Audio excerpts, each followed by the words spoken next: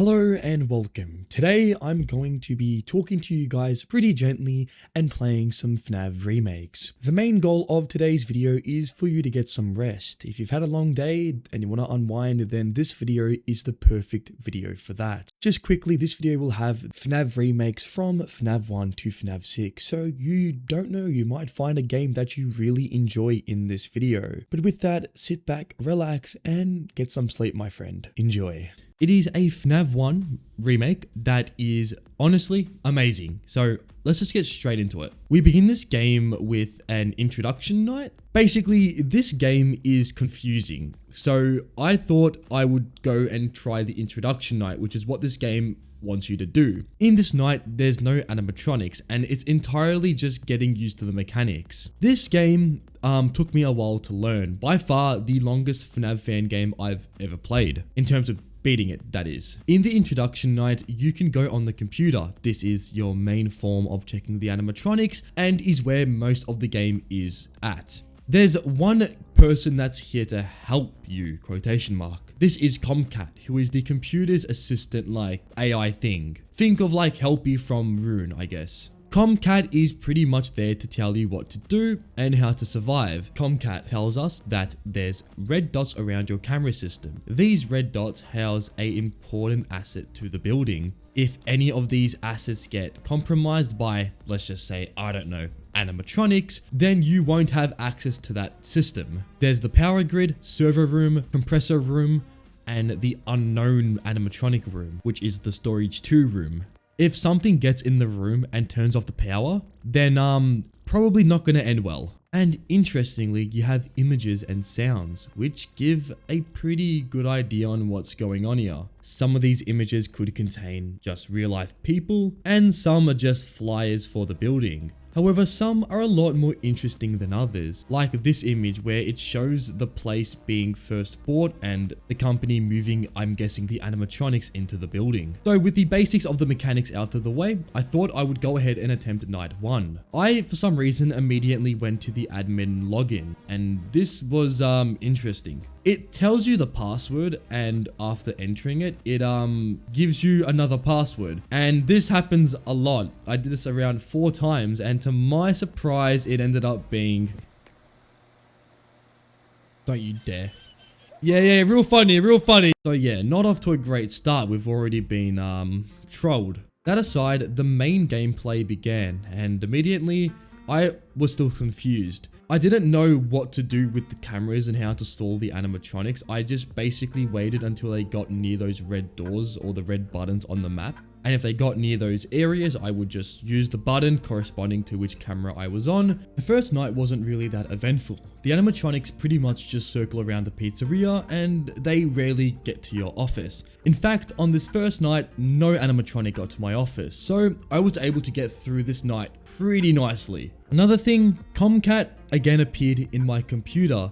And I learned why it's so annoying to deal with this thing, because it will randomly pop up during the night and ask you a question. If you answer the question, which you have to, or else you can't use the camera, then it will make a response, and sometimes those responses, let's just say, are pretty long. And when the nights get harder, night 6, and this happens, let's just say, it's not gonna end well. Moving into night 2, I immediately went toward my files and I checked the music tab. There's Christmas music, kind of giving into that Christmas vibe this game's taking. And there's also a Freddy Theodore March, which is pretty awesome. The night itself made my confusion a lot worse. I had no idea what I was doing. I thought I was doing something right, but I soon learned that wasn't the case. Because there's one thing I haven't actually experienced yet. An animatronic attacking one of these red dots. So when Bonnie went toward Pirate's Cove and went toward Foxy's fuse box, I was really in for a surprise. Because in Pirate's Cove, there's a chance one of the animatronics can get toward Foxy's, like, control panel. And this means Foxy will now run toward your office.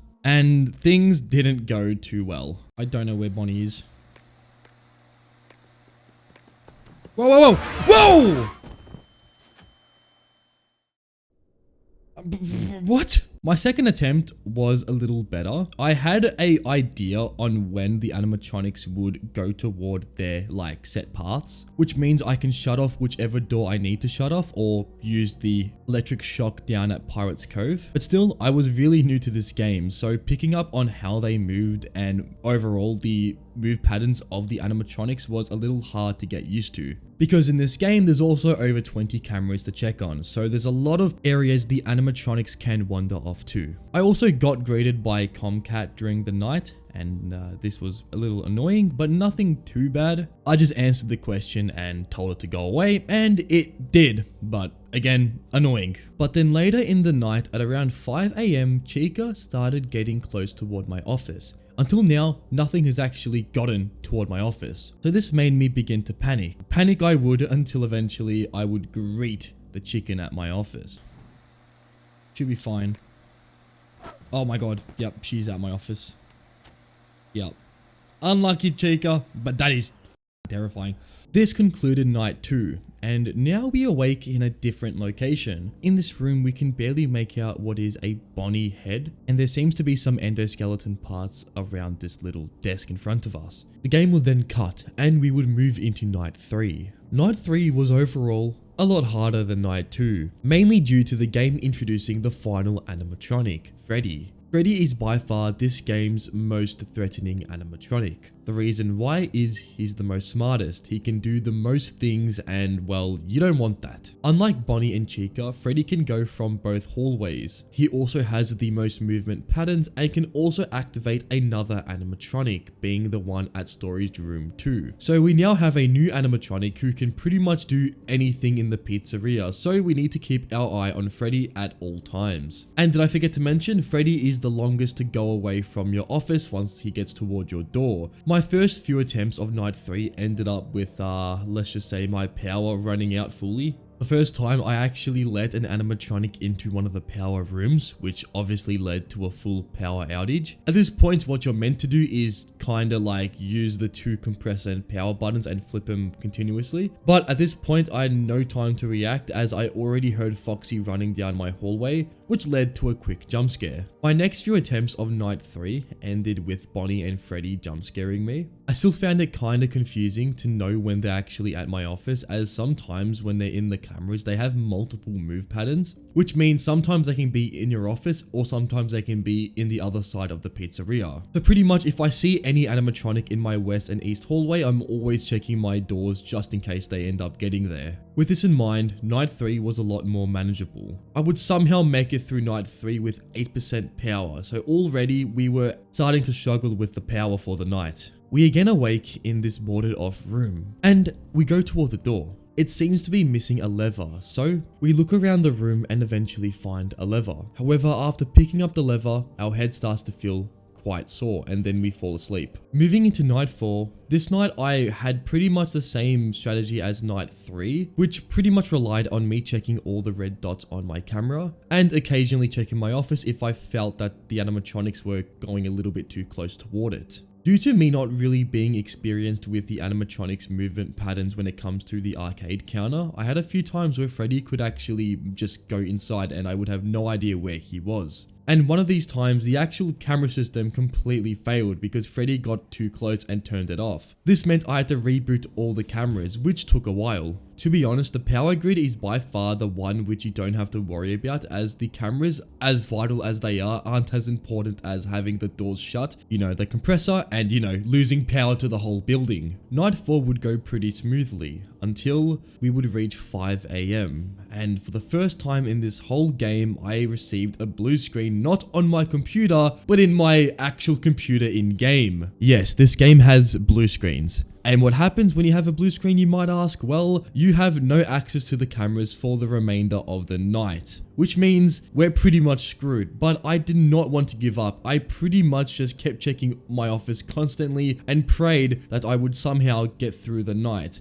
And eventually, I would somehow manage to get through night 4, not knowing how with no cameras, but honestly, I was just glad to get through the night on my first attempt. Getting back into the boarded off room, this time we had a new area to look at. The area to our right opened up and we can now actually go through this whole place. At the far corner of this room resided a power box, and here we actually need a code. I have something quite embarrassing to say with this box. It actually took me nearly 10 minutes to figure out that I had to use the scroll wheel to use this keypad. I don't know how it took me so long, but yeah, that happened. To find out what the code is, we have to go through all the keypad combinations and we have to wait until we hear 2 ticks. If we hear 2 ticks, then it's the right number. So going through all that for all the numbers, eventually I would get the code and be able to restore power toward this place. However, after doing so, our character would again fall asleep, and this would put us straight into night 5. Night 5 would be quite the challenge, as at this point, everything in the game was out to get us. And by far, night 5 was when the game became very hard.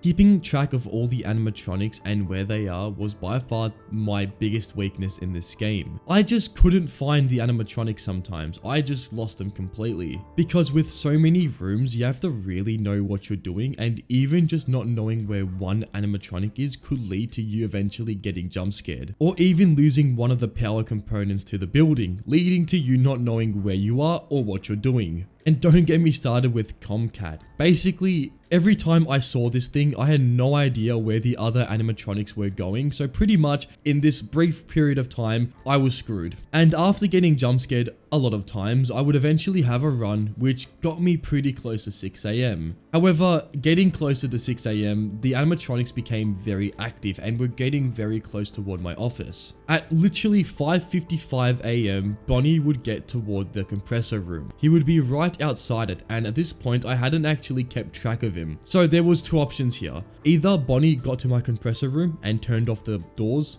which means any animatronic at my office can go straight in and jump scare me. Or option 2 is I got the compressor just when Bonnie left, meaning that he wouldn't get me. I managed to shut the compressor door just as Bonnie got there, which meant that Bonnie went away and I would complete night 5. We again awake in this boarded off room. This time a new area is available to explore. In this area, we find a lot of pipes leading toward the door which we have to open. Most importantly though, we have to find a generator and turn it on. This generator is the main generator throughout the whole building, which gives power to everything. So after turning this on, again we fall asleep, and this will lead to the actual final night, being night 6. This night was it, the final challenge of this game, and by far the hardest challenge honestly I think I've ever had in a FNAF fan game. Firstly, the animatronics are super active. They would move every like 3 seconds, which meant I had to know exactly where they are. That could risk the whole building losing power. Honestly, everything was pretty good until 2 AM. Until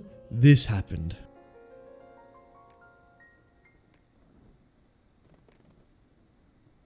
Whoa. Oh my god. What the fuck? What the fuck? What the fuck? Golden Freddy would attack me, and I was not expecting this to happen. This took me off guard and I was actually like shitting my pants. And to sum up my next hour of gameplay, pretty much, how? Bro! Oh, I'm about to die. Look at this. Oh my god. I kept getting jump scared. I would get to max around 2-3 AM, and then after this, either I would get jump scared or I would somehow magically just lose power to the building. Like Freddy would be at one side of the map. I would be like, okay, he's over here, I'm fine. And then another 5 seconds passed and he's on the other side of the map and my power is out. So it's pretty confusing. Essentially, the key to this night is to keep track of all the animatronics at all times. And Comcat was, whenever this thing appears, you're bound to lose the animatronics. The best thing you can do is either one, shut off the areas where you think the animatronics are gonna be. Like if you see Bonnie making his way toward the restroom hallway, have the power room already shut off. And sometimes I would just turn on everything. I know I would lose a lot of power, but sometimes I just felt it necessary because I don't know where anything is. Night 6 was extremely hard. I had many attempts, and there would be one attempt where I would make it past the 3 AM mark, and this was the attempt where things were going very well. My power management was pretty good. I had around 50% at around 3 AM, so just enough to get past the night if I was to play it extremely well. And soon 4 AM hit, then 5, and I was doing really well. I was getting pretty hyped. until I reached the end of the night, where I was pretty much racing against the clock as my power was draining and the time was ticking. I'm not gonna make it. Wait, no, I can just make it. I can just make it.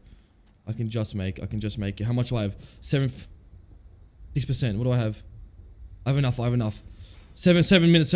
I got 5% power. Oh my god. Wait, oh my god, wait. 4 minutes, wait. How much do I have? Oh my god, no.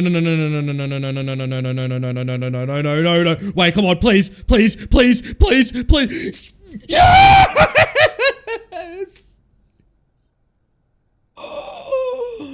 Oh.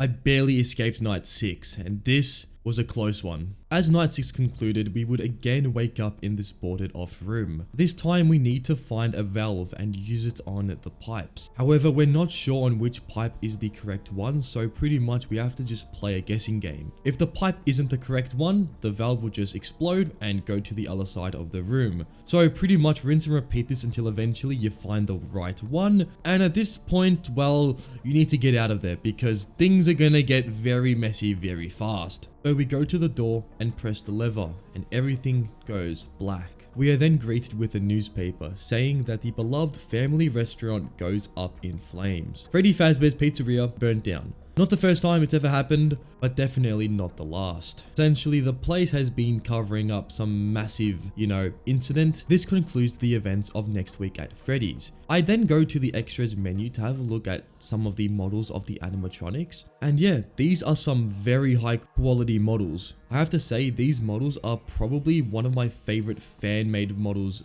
ever. Also, I found it funny how Freddy is literally the smallest animatronic out of them all, but I don't know, maybe this is just me. After this, I went into the free roam mode. Don't worry, it's not a whole new game mode, it's just a walk around of the pizzeria. This I found was very awesome. We literally got to walk around the place where we've been secluded in one room the whole game. And there's a bunch of things that I didn't really know was there. Like for example, in the backstage, there's actually another computer power system. So I'm assuming that this was cut from the main game. Essentially, there was originally meant to be another power room, but the developer probably thought that this was really unfair and already the game's really hard, so this would have made things a lot harder. But yeah, a lot of rooms, a lot of areas to explore, and overall, this was pretty cool. This is one of my favorite FNAF fan games I've ever played. The quality mixed with the realism made for an absolutely amazing experience. If this is what fan games are going to be, there's definitely going to be a lot more bangers coming up, and I cannot wait. This is really good signs. We greet the void, and it starts to speak to us. It says quite blatantly, one day you will die and return to this void. And it gives us a little bit of encouragement that whatever we're entering is not going to be fun. It even asks us, what name would I like on my headstone? Of course, I would put the name Grand Regent Thrag. And with that puts us straight into Freddy's Reanimated, which is what is to be one of the scariest FNAF games I've ever played.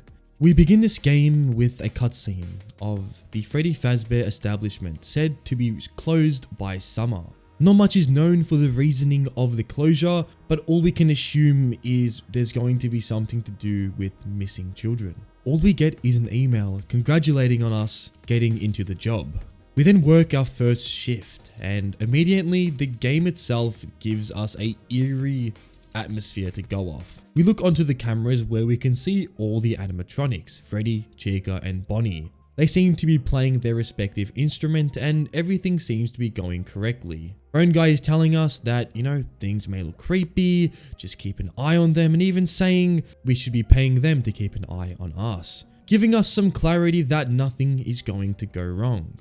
If you know anything about FNAF games, you can assure this is all bullshit. Everything seems to be fine, nothing seems to be moving, and we can assure ourselves that nothing is going to happen.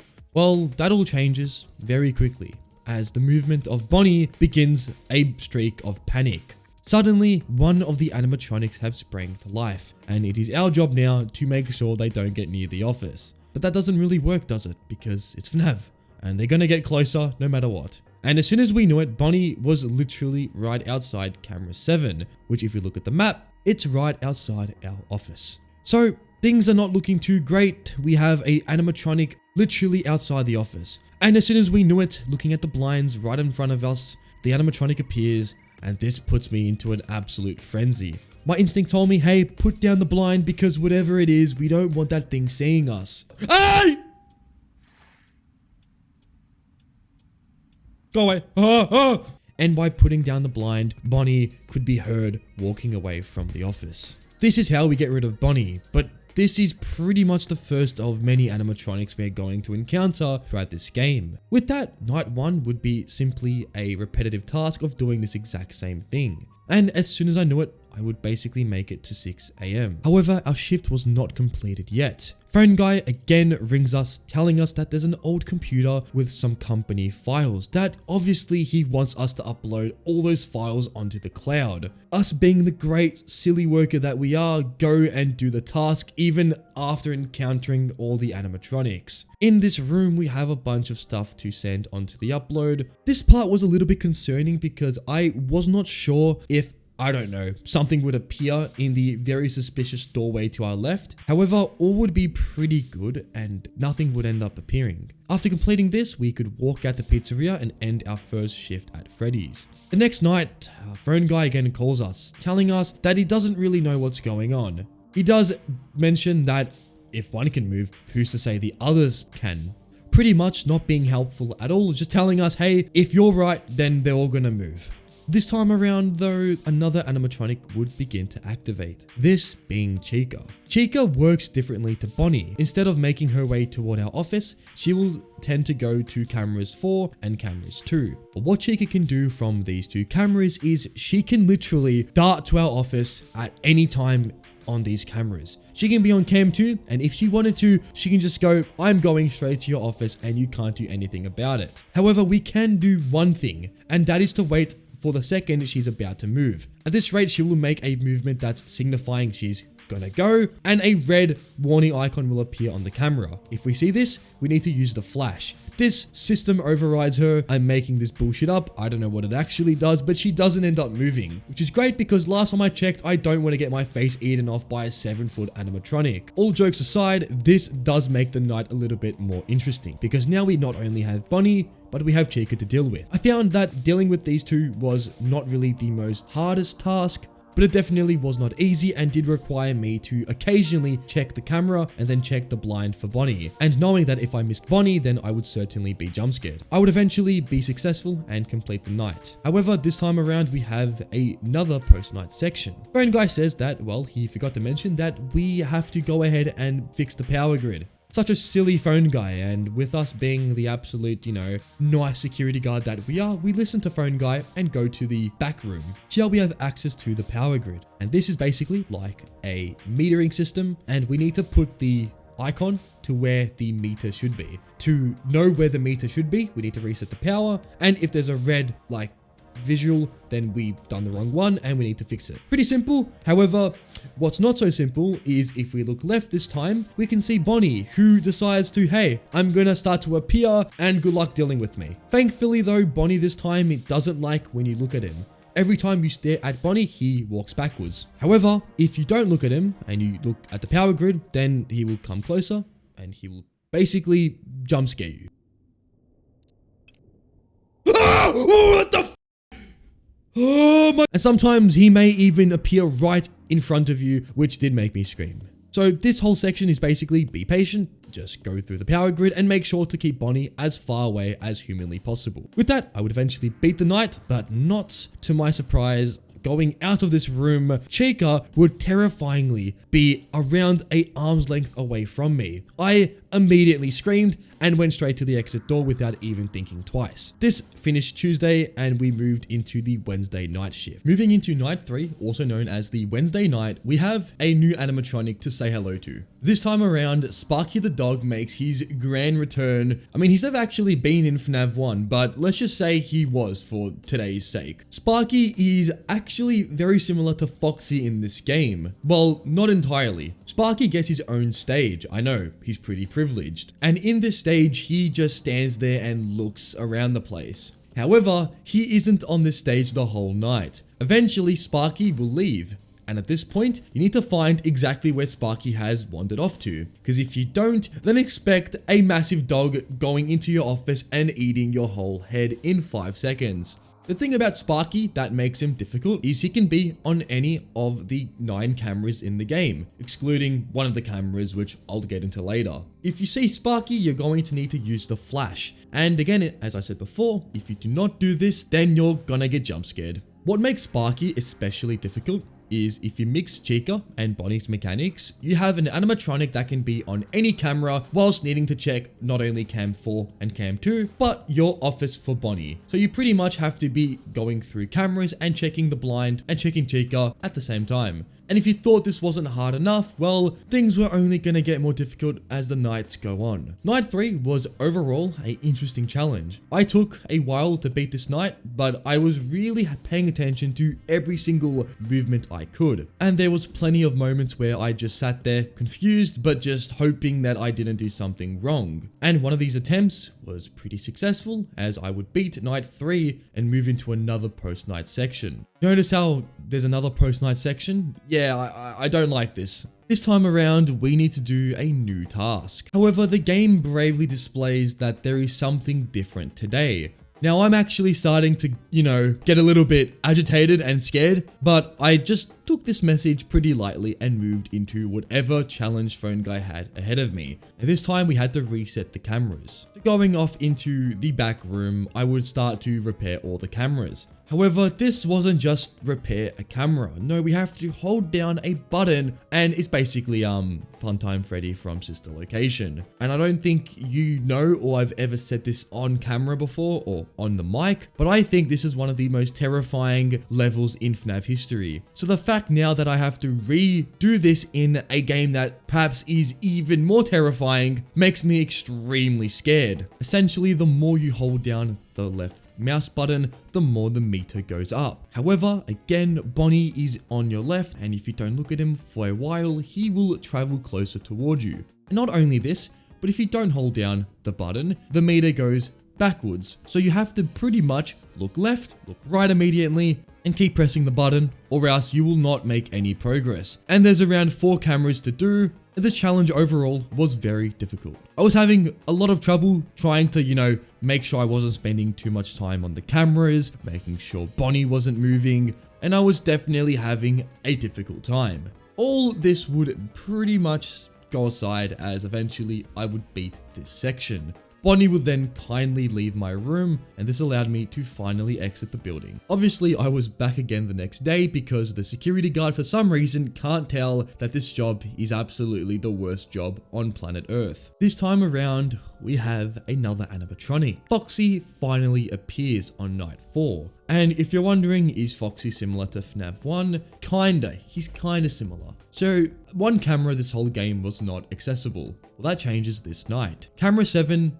or is it camera 6? One of these 2 cameras begins to operate, and we see Foxy. Foxy has 3 stages, and if you see him beginning to move, you need to stare at the camera. Once you stare at the camera, Foxy will go back, and this is exactly what you want. Because if you don't do this, then Foxy will sprint to your office, and you get jump scared. Pretty surprising, I know. This is, again, another animatronic which we need to pay attention to. However, unlike the other ones, it's more of one you should check on every so often. So it does make the others a priority, but again, Foxy is something you need to keep on tabs, or else, well, it's not going to end well. My night 4 experience was pretty much keep trying until something worked. And eventually this tactic actually paid dividends, as I was able to pretty much get through the night on my second attempt. It was safe to say my skills were sharpening, and at this point we moved into, well, another post-night section. This time around, it's not the same as the other 3 nights. In fact, we have to go into the ventilation room. In this room, we are greeted by 6 knobs, and our job is to wind each knob to where we can't wind it anymore. This seems simple, and I would agree with you if Foxy wasn't going to appear in the vents to our left and right and make our life 10 times harder. And also, I found that the sticky notes to the left were pretty interesting. One of these sticky notes does say no air this week, ? Pretty concerning, because last time I checked, if there's no air, then well, there's no life. This section was difficult because Foxy appeared very often. And if you haven't checked on him, or if you don't check on him, then assume that, well, you're gonna get jump scared. And to know that this whole thing is in a very confined space, it gives off some Pizzeria Simulator vibe. However, if you just hear a rattling sound, you can pretty much assume Foxy's there, and checking on him will make him go away. Keep doing this and winding the knob. If you're patient, then honestly, this isn't the most difficult section. So after this, we moved into Night 5, the final challenge of this game. And Night 5 does introduce a few new things. First of all, the most notorious thing that this night introduces to us is, well, Freddy Fazbear himself. This whole game, Freddy hasn't really been that much of a threat. In fact, he hasn't actually moved at all until this night. And he's by far the most dangerous animatronic of the bunch. The thing that separates Freddy from the other animatronics is he doesn't behave like the others. His mechanic is if you use the flashlight on him, you will set him back. However, he has one clear path. He moves from 4 cameras, and if he makes his way toward your office, there's no way of getting rid of him. The only way to get rid of him is to hold him back, which means we're going to need to use the flash as many times as we can to get rid of Freddy, because if we leave Freddy to move, then we're pretty much not going to survive the night. And also, Freddy is the only animatronic to visibly move on the cameras. Like, you can see him moving his head, and he's the most expressive of the bunch, which makes him by far the most scariest and unnerving animatronic in this game. This night was overall a very hard challenge. In fact, it took me a lot of attempts. After around an hour of gameplay, I started to get the hang of how to keep Freddy back. The key was to keep Freddy at preferably camera 7 for as long as possible, and when he moves, pretty much get straight onto him. Because if we don't pay attention to Freddy, then he will move closer and closer, which is going to make things harder. However, to keep track of the other animatronics as well as Freddy was definitely what made this night absolutely insane. Because you had Sparky, Bonnie, Chica, and Foxy to deal with, and each animatronic has their own mechanic, which is just a lot of stuff to keep track of. And the cameras themselves take a while to move, like going from one camera to the other takes a bit, which means you have to be checking every single camera and making sure that you don't miss a single movement. Because if you do, then that's pretty much it for the night. I made it to 4 AM multiple attempts. However, every time I did, I couldn't really get Freddy away from the office. He always ended up here. It was just a matter of stalling him earlier on, and if I haven't really done a good job of this, then no matter how far I get into the night, Freddy will jump scare me. So the only way to counteract this was to just make sure that I stalled Freddy for as long as possible on the first 2 cameras. And on this random attempt, I had Freddy on the last camera at around 5:30. So already I had a bunch of time left, but that didn't mean I was in the clear yet. I still had to get rid of all the other animatronics, and there wasn't a guaranteed chance that Freddy would, well, ignore me. Because that's the thing, if you're not checking on Freddy at all, there's a chance he can move. And at the final stretch of the night, I had to check all the animatronics again. This was where Freddy could have jump scared me. Thankfully though, he didn't, and I was able to complete the night. After this, Phone Guy gives us a call, telling us that he has something for us in the dining hall. So we listen to Phone Guy and make our way toward the hall. When we get here, well, every animatronic in the game can be seen in front of us. This was pretty alarming, and I can't lie, I was not sure what was going to happen here, but thankfully nothing really happened. The animatronics ignored us, and at this point, the Phone Guy just says he finally realized what the flash really does. It takes photos, and he takes a photo of all the animatronics looking at the camera. That pretty much concludes the game, with the place finally shutting down. Phone Guy releases the blog at Freddy's, and everyone is now really interested in, well, what's happening here. We also get our paycheck, but I'm gonna be honest, I'm unsure if we even survived this encounter. Anyways, with the conclusion of the main game, we have an extras menu. Here we get to see all the characters and their really disturbing designs. And also we have some behind the scene footage of the game. Here we get to see, well, what seems to be some scrapped content, including, well, first of all, some areas that weren't in the game, and also some of the designs were changed later on, which I found pretty interesting. This game was absolutely terrifying. It took FNAF 1 and it made it so much more disturbing. Also, this game does something that I didn't really expect, where Phone Guy alludes to the characters, the animatronics, being possessed by ancient spirits, which definitely does change things drastically, and it makes it a lot more, in my opinion, just interesting and terrifying. Because this could be an ancient civilization that has been put into these animatronic suits, So they may not even know how to behave around humans. They may see us as a alien at this point.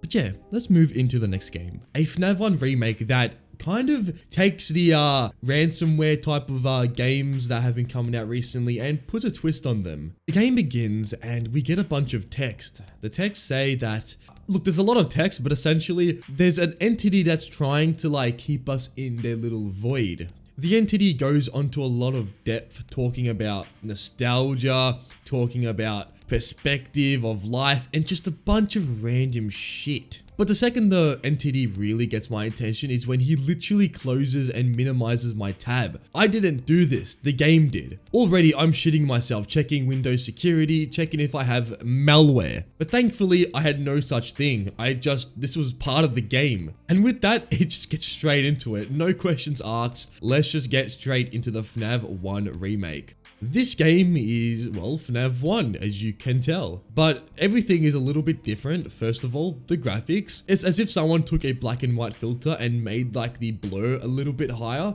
But even saying that, the game itself looks absolutely terrifying. And the main part of the game, which you may have already seen online because they're very popular at the moment, the animatronics. These things look absolutely insane. Like, I kid you not, when I first saw Bonnie, I was like, okay, what the f?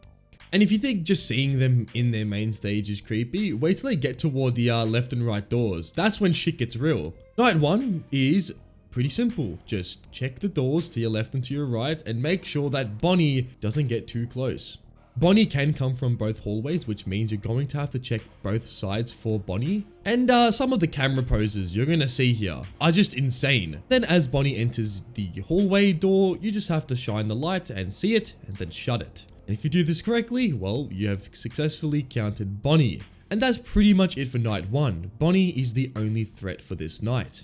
As we complete the night, for some reason, you can see here, the 6 AM alarm clock just goes back to 12. It's as if we have no time to break and we're just straight back into the action. This time around, we have 2 new animatronics. The first one being Chica. Chica, first of all, doesn't have a beak. Second of all, why is Chica the biggest tweaker of all time? I don't know how that sounds so right, but I mean, she's just tweaking every time you see her in the hallway light. But anyways, how Chica works is occasionally during the night, you're going to hear some noises. The sounds are like if something's running toward the office, and if you check the hallway lights, you will see Chica will be there. When you see Chica, close the door, and you should be fine. She can go to both hallways and make it pretty confusing where she is, but as long as you hear the audio of her running, just check any light and you should see her.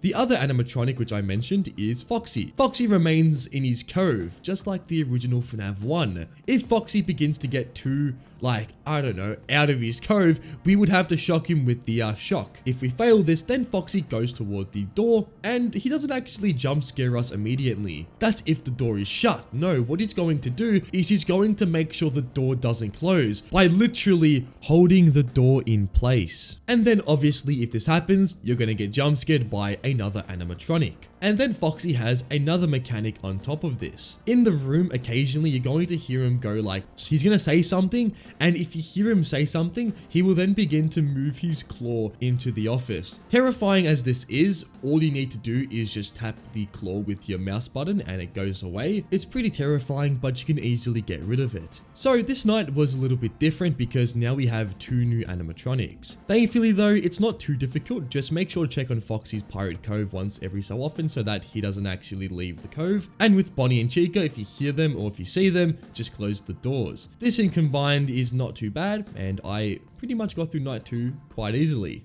After this though, we moved into night 3, and again, everything just resets to 12 AM. The entity does speak to us saying that it did not expect us to get this far. It tells us to keep going. It's kind of like playing a game with us. This night, we have Freddy Fazbear, who finally is out to get us. How Freddy works is he actually has 2 different mechanics.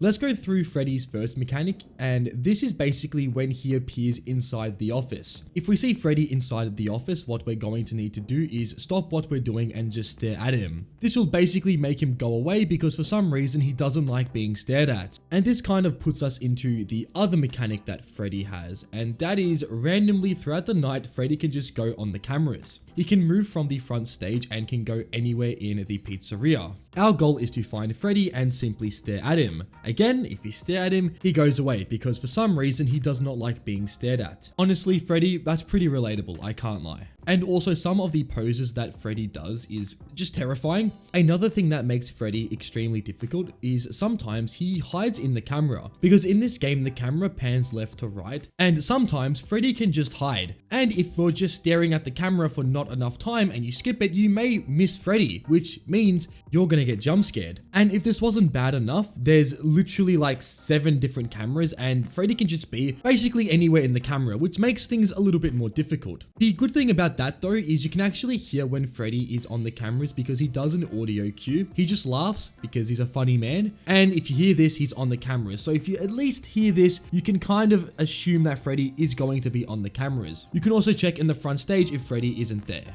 Overall, Night 3 definitely made things a little bit harder, and it was definitely when this game's difficulty got significantly more increased, because now we have 4 different animatronics, and every animatronic basically have more than one mechanic. Oh, and I actually forgot, there's technically another threat in this night. Not in the traditional sense that it's an animatronic, it's actually more than that. Occasionally throughout the night, a massive monitor will appear straight above you. This monitor is a 3x3 grid, and on the grid, some panels will begin to light up.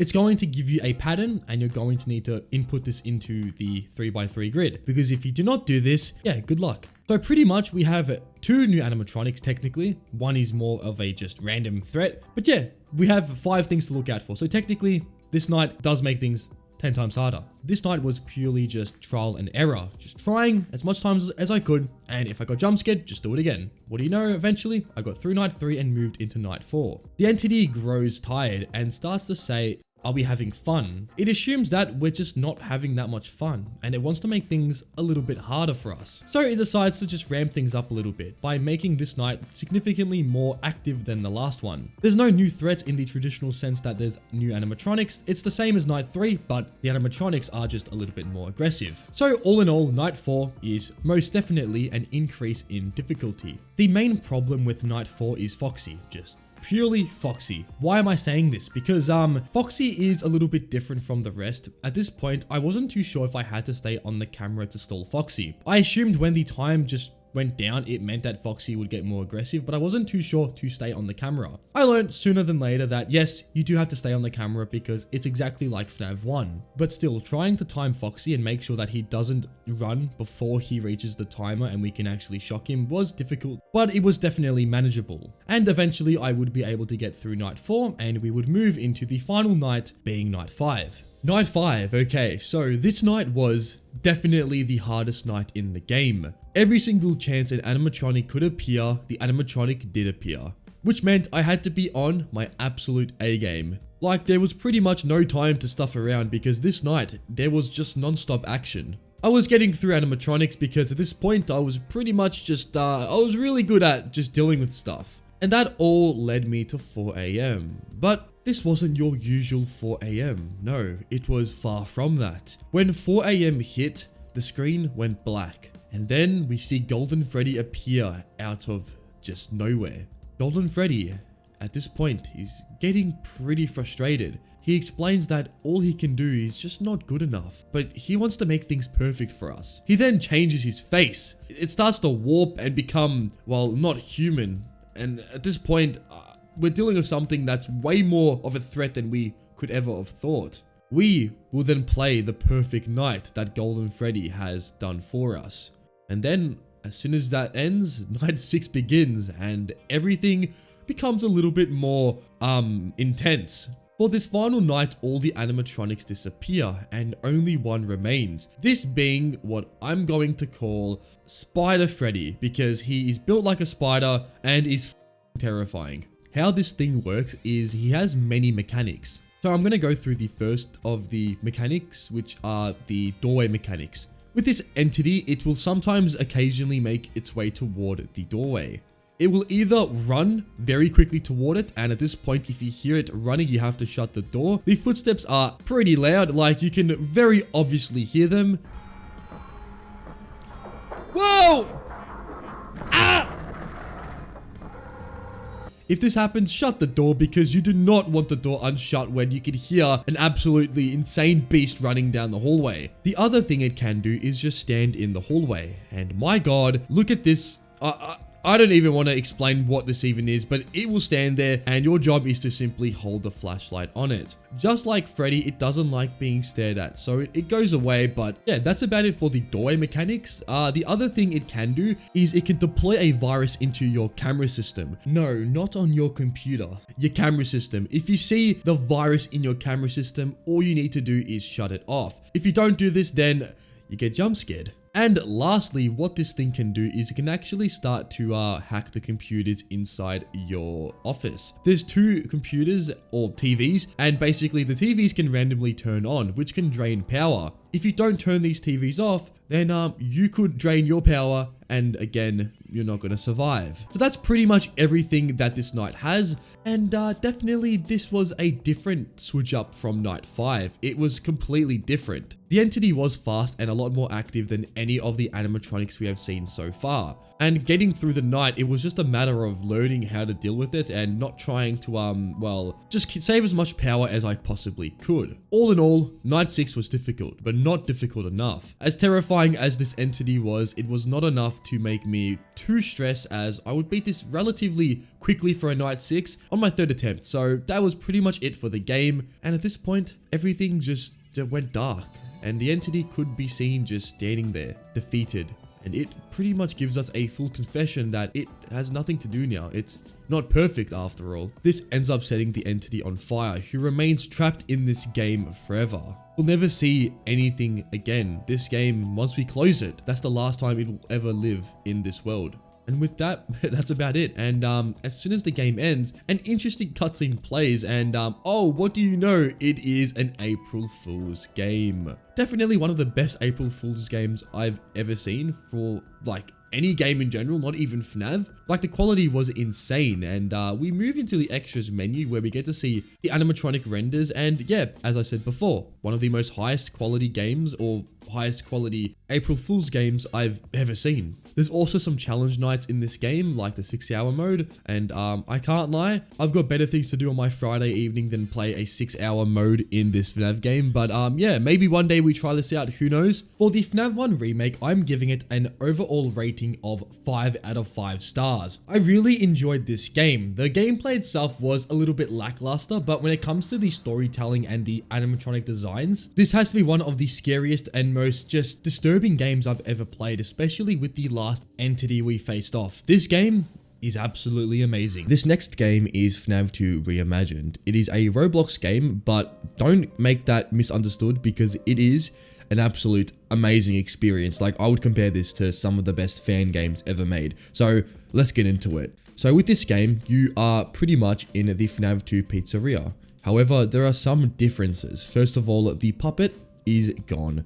Instead of the puppet, we now need to rely on our cameras a lot more. This is due to the animatronics being more aggressive, and furthermore is the mask mechanic, which now you have to wait until you hear something moving through the vents, and at this point you need to put the mask on. And this game's animations for a Roblox game are absolutely insane. Like, look at this. This is some top tier stuff. So we start on night 1. We are introduced to the game. Our phone guide tells us that we are in the pizzeria, we are new here, and stuff is going on. Probably regarding William Afton, I don't know, you tell me. Anyways, we go through this night and I'm starting to get used to the game's mechanics. I was trying to use the beacon on normal animatronics. However, later on, I realized this is only useful for Freddy and Foxy, but at this point, I didn't know anything. So I was getting used to the game's mechanics and I was blown away. by this game's quality and the mechanics, which work very well and is definitely an upgrade from the original FNAF 2. If the camera does break, we need to go toward the beaker in the back of the room and switch the dial on whichever camera had broken. If there are animatronics in your vents, doing this can be very stressful, and a few times I was absolutely just terrified of going back here because I had like Toy Chica and Toy Bonnie in my left and right vent. It was very stressful. And we now have the jump scares, which I do want to talk about because they are insane. Like, you think Mortal Kombat finishing moves are bad, well, wait till you play FNAF 2 Reimagined, because this shit, it's insane. So when you get jump scared in this game, the animatronics don't just kill you. They do it in the most brutal way possible. Like Foxy, for example, in the original FNAF 2, he jumps on you. Pretty simple. In this game, Foxy hooks your hand, you can see the hook go through your hand, and at this point he chucks you and he then stomps on you. That is insane. Or Mangle's jump scare, where Mangle will go down from the roof of the building, basically impale you, and then chuck you around the place. Like, what in the earth? But I like it. It is actually very cool to see some more brutal jump scares because in the original games, we aren't really shown that they do much, but this game you can see that the animatronics will attack you and they will do it in the most brutal way possible. It's really awesome. So eventually I would go through the first 3 nights, which implemented a few new mechanics, including Foxy, where now Foxy can either spawn in the hallway or one of the party rooms. And at that point, if Foxy is in the party rooms, we need to use our beacon on Foxy. And then Freddy, who will spawn in and have 4 different stages. Freddy's first stage, he will be in the prize corner, the next stage being the dining room, after that the hallway, and the last stage, which is the party room. And at that point, Freddy will actually be visible in the hallway and you're screwed because Freddy actually can't be stopped at this point. You get jump scared, but you don't die. Instead, Freddy just completely deactivates every single mechanic in the game, making him a bit of a threat. But to stop Freddy, you have to use the beacon on Freddy during his movements to send him back to his first stage. It's pretty much like Foxy in the first game, but a little bit more intense because obviously now you actually have to look for Freddy. And this game is really hard. Like night 3 took me at least 30 minutes to complete. Like, to learn all the mechanics and to actually win the night, it takes a lot of time. So we eventually did complete night 3, but now it's time for night 4, where we would see the last 2 withered animatronics come into play. How withered Bonnie and withered Chica work is they will move around the pizzeria and eventually end up in your left and right vent. When this happens, there's a chance that they will go toward your office, making a really distinct noise, and by this point, you are going to need to keep your flashlight at them, and they will try and move around, but you kind of have to like use the flashlight to kind of stall them. Mixed with the heartbeat of your character, this ends up being a really tenseful situation, and I honestly really enjoyed. It's so different from any FNAF game I've played. It's very awesome the way they went around doing these animatronic encounters. Eventually, they go away and they reset their path, and overall, this night is very difficult. With all the animatronics being active, night 4 was very difficult. But after 40 minutes of attempts, I would get the mechanics down pat.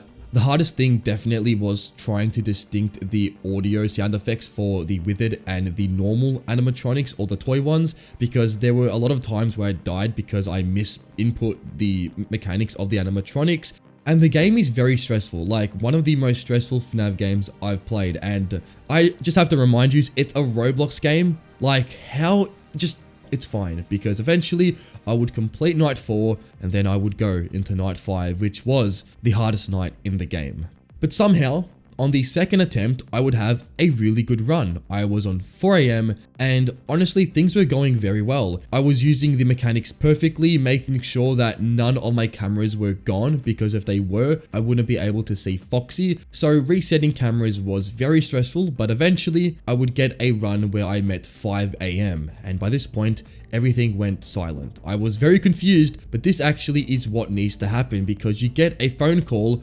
Yes, William Afton enters our building, and by this point I was very scared because I didn't know what to expect. I honestly thought it was gonna become a free roam FNAF game for a second, but thankfully the game just kind of gives you a cutscene where you go toward the parts and service room with all the withered animatronics, and here you are met with withered Golden Freddy. And Withered Golden Freddy tells you what happened in the pizzeria. You get lore clarification with who William and Henry is, kind of linking and tying in FNAF 2 really well, giving you a complete answer, unlike the original FNAF 2 game, which kind of just shows you these things and you don't know what's going on. Here, you are given everything. Golden Freddy just spills the beans and tells you what William's doing, how the animatronics are dead, why they're chasing you, pretty much everything a 2015 Matt Pat would literally dream over. So he gives you everything you need to know, and by this point you are tasked with burning the whole pizzeria down. FNAF 3 style, so you go toward the kitchen, you break a fuse and you burn it down, and at this point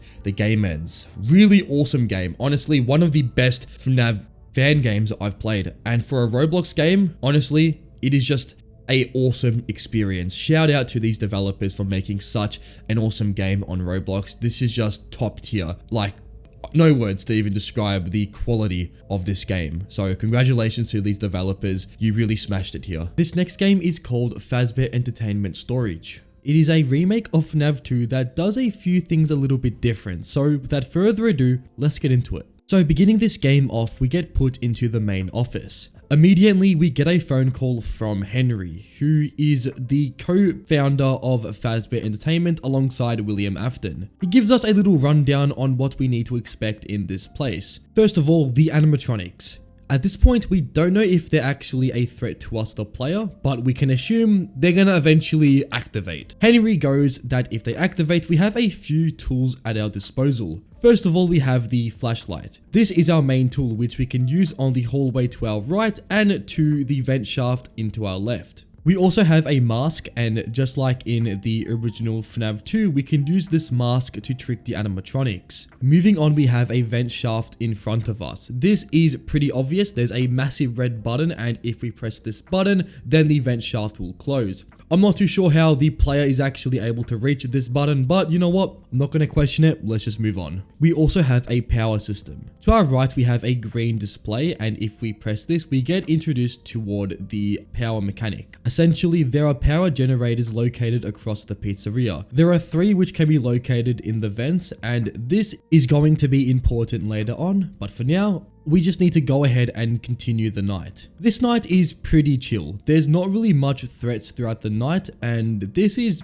pretty cool. Until we reach 4 AM, where Bonnie and Chica begin to activate. They will begin to activate in Cam 1, and after this they will begin to move around the storage facility. All we need to do right now is to keep tabs on where they are. I don't really know what to expect, so at this point I was pretty concerned. I tried to remain calm and I just simply tracked where they were going, and this eventually led Bonnie toward Cam 7, the camera right outside my office. I didn't know what to do here. I saw Bonnie starting to lunge toward the office. His camera pose was showing me that. So I just waited until the camera was no longer visible and Bonnie wasn't there. I then checked the vent and Bonnie was there. So at this point, I just slapped on the mask and Bonnie eventually left. There's a cool little animation where you can actually see Bonnie move, which I found extremely awesome.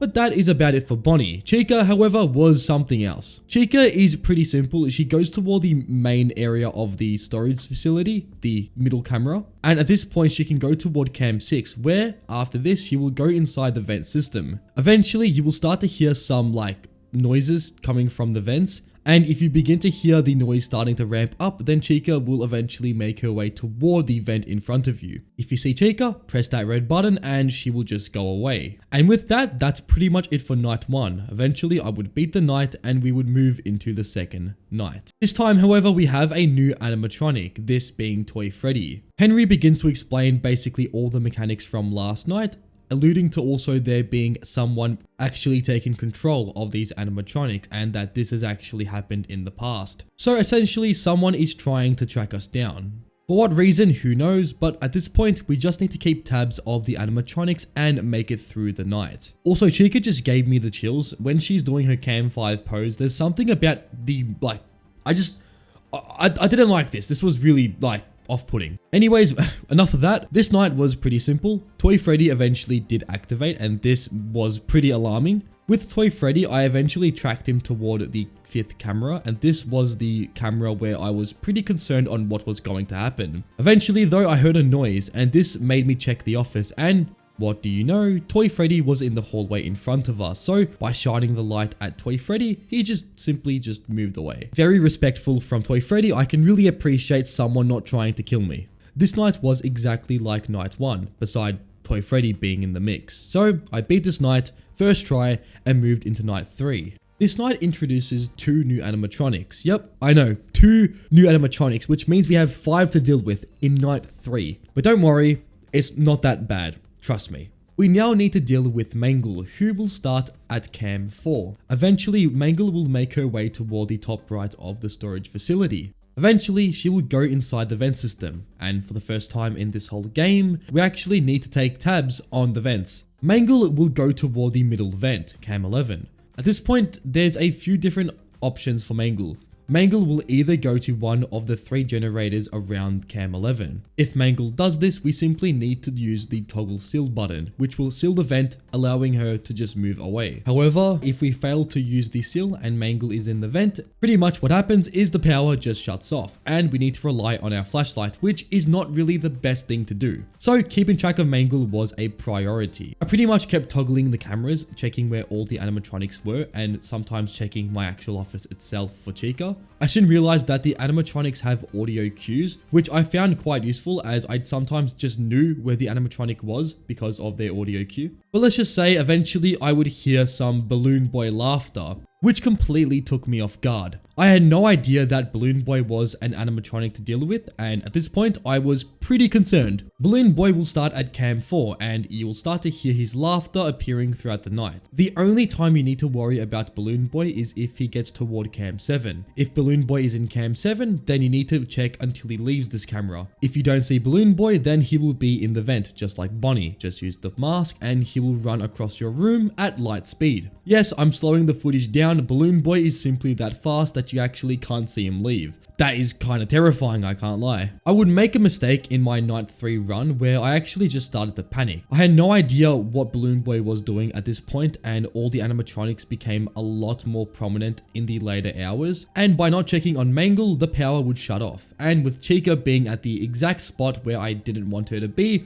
the vent in front of me, she would jump scare me in an instant. With my newfound knowledge of Balloon Boy, I would now be determined to finish night 3. This time when Balloon Boy spawned in, I did not panic. And due to me being a lot more composed, I would eventually beat night 3. Night 4 would begin, and this was exactly like night 3. Pretty much nothing changed beside the animatronics being more active. And this was pretty relieving as I didn't know if anything else was to surprise me throughout these nights. Henry just said just check everything up and get through this night successfully, and I did that first go, so that's good. And then night 5 arrived. And at this point, Henry is telling us that we need to just get through this night and maybe another shift, which he alludes to, night 6 obviously, but we need to just survive and he will deal with everything later. He's pretty upset that he needs to dismantle these animatronics, his prized possessions, but at this point he had no choice. William had basically forced him to do this. But enough lore, this night was difficult. Everything was basically just appearing at every second of the night. And we also have a new animatronic, the Marionette, who finally appears after 4 long nights. The Marionette was something I was not expecting. When I heard the spawn in audio for the Marionette, I was completely shooken. Thankfully, however, the Marionette is not hard to deal with. On the cameras, sometimes the Marionette will appear, and if you see it, just stare at it and it will go away. So that was quite relieving, but that didn't mean this night was not hard. This night was difficult. I had to really rely on the audio of the animatronics to tell where they were, and not only that, the Marionette appearing at random times was really something I did not expect would make the game 10 times harder. But honestly, somehow and some way, I actually got through night 5 on my first attempt. I know, it was definitely a fluke, but this meant I had now completed the first 5 nights of the game. But we still had one more night to complete. And let's just say I was up for the challenge. Moving into night 6, this one was a little bit different than what we've previously used to. The animatronics, the toy animatronics, have been dismantled. It seemed that Henry had stuck to his word that he was going to destroy the animatronics. However, there is still some animatronics that haven't fully left the pizzeria. Spring Bonnie and Fredbear had awoke from their long-lasted rest and were out for vengeance. And it so happened that we, the Night Guard, are the only one in the building, so we can kind of assume what's going to happen next. The animatronics go straight toward us, and at this point, I was absolutely stunned. I just took in that the animatronics were destroyed, but even just seeing Spring Bonnie and Fredbear just made me completely lose my mind. I was extremely confused. I didn't know how the animatronics work. I assumed they worked like the toy animatronics. This was not right. This was wrong. They don't, and I learned that the hard way. The first few deaths in this night were just me getting used to the mechanics, and in saying that, I don't know what I'm actually meant to do. Bonnie move, and next minute I'm jump scared. Just no questions, I'm just being jump scared. And this happened for like 20 minutes, I did not know what to do. I was actually stuck. However, eventually I started to get more and more clues on what to do. YouTube helped a lot in that, but like, this night is just really confusing. The game doesn't tell you anything. So I think YouTube is justified in this situation. I learned from this video, by the way, shout out to Bluey Lewis for making this video, or else I would actually probably never beat this night, but eventually I learned that Spring Bonnie works as so. There's two ways Spring Bonnie can jump scare you. One is if he's in cam 5 and then goes directly towards your office. If this does happen, you need to stay on your camera. I know, counterintuitive, we've been using our mask the whole game, but now we need to stay in the camera, so I guess that's how it's gonna be. And the other way is if he goes to cam 7. At this point, you need to wait until he moves inside the vent. You will hear a bunch of just noises, and this indicates that Spring Bonnie is going through the vent, so close it or else you get jump scared.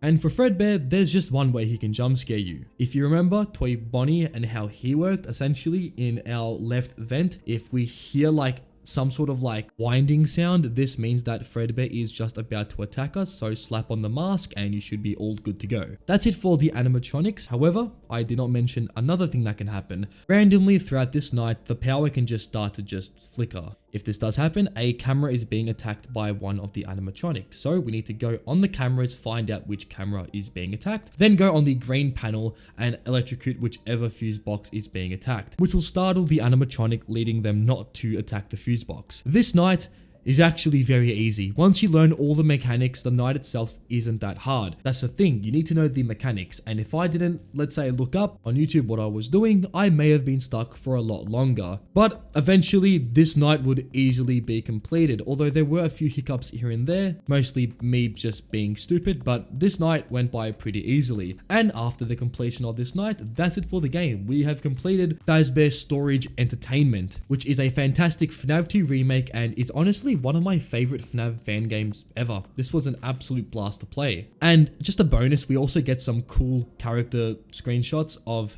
the models, just absolutely beautiful renders. I'm absolutely just in awe of how these animatronics look. And we even get some devlog of the game, just some really cool information on how the dev went around making this game. And there's a few interesting facts that I learned. Apparently, Bonnie was the first character to be made, not Freddy, which I found very interesting. And I noticed that the game was very blue, like I get that similarity now, and that Toy Chica had actually been like nerfed kinda. In the original game, she would actually be in the vent for a lot longer than what she is in the actual game. I found this information really cool, and there's a lot more which I won't go through because there's a lot of information, but just some really cool details about this game. Honestly, huge congratulations to the developers behind this game. Just an absolutely fantastic FNAF experience that I recommend anyone try out. Anyways, with that, let's move on to the next one. Hopping straight into this one, we get the main menu screen, which has Freddy, Bonnie, and Chica in their unwithered status.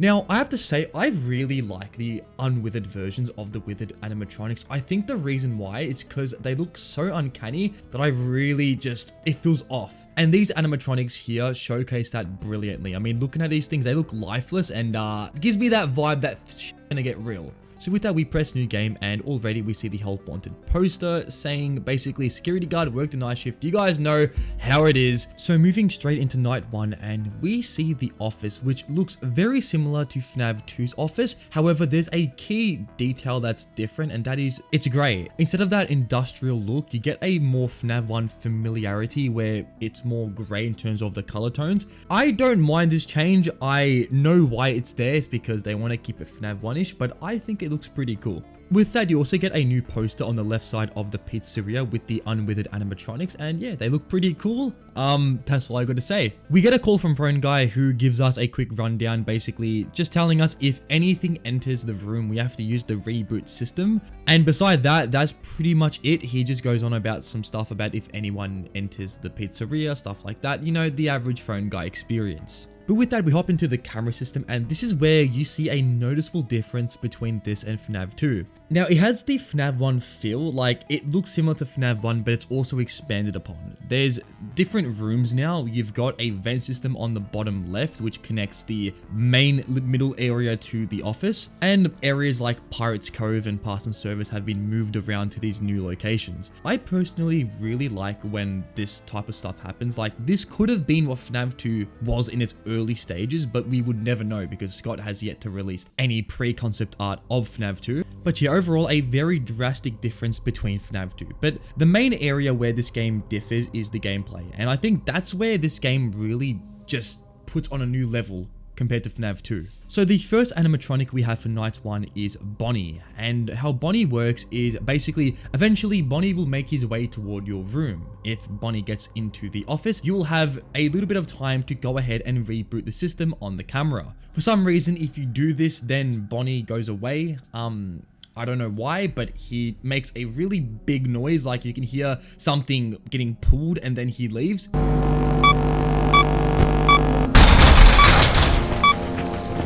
But yeah, I think bro has some anger problems because yeah, this is just not called for. But yeah, that's pretty much it for Bonnie. With Chica on the other hand, she's a little bit different. Instead of making her way from the right side like Bonnie does, she will make her way from the left side of the pizzeria. If Chica gets inside the vent system, you will need to close the vent door. And if you do this, then Chica will leave. However, failure to do this will allow Chica to get into the office, ending your night pretty quickly. There's no power system in this game, so you might be wondering, should I just keep the thing closed all night? You could do that, however, if you keep the vent door closed, you will gain something called toxicity. And yes, this is very much a real pre-game thing for FNAF 2 because Scott has said, or I think there's leaked files where it says mask and toxicity. So basically in the original concept art of FNAF 2, there was a toxicity meter. But yeah, in this game, there's no mask. So it's basically the vent causing that, which I think is really cool. So this is basically pre-FNAF 2, even FNAF 2 beta. Like, this is like alpha build, which is really cool. Now, I've always said this, but I do believe that the mask mechanic from FNAF 2 is not a good mechanic. Now, on the surface, it works. Like, if you see an animatronic put the mask on, fair enough. But the mask itself is extremely overpowered. It doesn't take much to just simply go off the camera and flip the mask. In fact, anyone can do this. I get the game has variety with the puppet and Foxy, but beside that, there isn't much to really go off. You just flip the camera, pop the mask on, everything's okay. And I think here, having a mechanic where you have to actually press a button, and it actually creates urgency, because if Chica comes at a bad time and she's in the vent and you have other things to take care of, it can get quite messy. But yeah, I think this will get more relevant later on as we go, as more animatronics are implemented, and I can talk about the overall gameplay and how it improves on FNAF 2. But yeah, with that, I eventually beat night 1 and we move very swiftly into night 2. Now, night 2 begins and we have a new animatronic to take care of, and this is Foxy. Now, Foxy is very similar to his FNAF 1 counterpart with a twist. When I first played night 2, I had no idea what I was doing, so I basically just waited in the office until Foxy, appeared in the hallway. My FNAF 2 brain was on a bit, and I thought, okay, Foxy's in the hallway, let me use my flashlight on him. Little did I know that if Foxy's in the hallway, it means you're and basically I would get jump scared not so long later. So where did I go wrong, you might ask? Well, Foxy in this game is very similar to FNAF 1, as I said. He will appear on the Pirate Cove, or Kids Cove as this game calls it. And basically when Foxy begins to open up the curtain, your goal is to simply flash that light on him, and that should keep him at bay. He will have multiple poses where he can actually leave the cove and get closer and closer out of it. This is a no-go. If this happens, you have to use the light, because if Foxy gets in the hallway, it's pretty much game over, you're gonna die, no questions asked. But yeah, Foxy was a good way to switch up the gameplay because now we have an animatronic that requires us to use the camera. But yeah, pretty much beside that, everything else remained the same. Chica's in the air vents, Bonnie's doing his thing.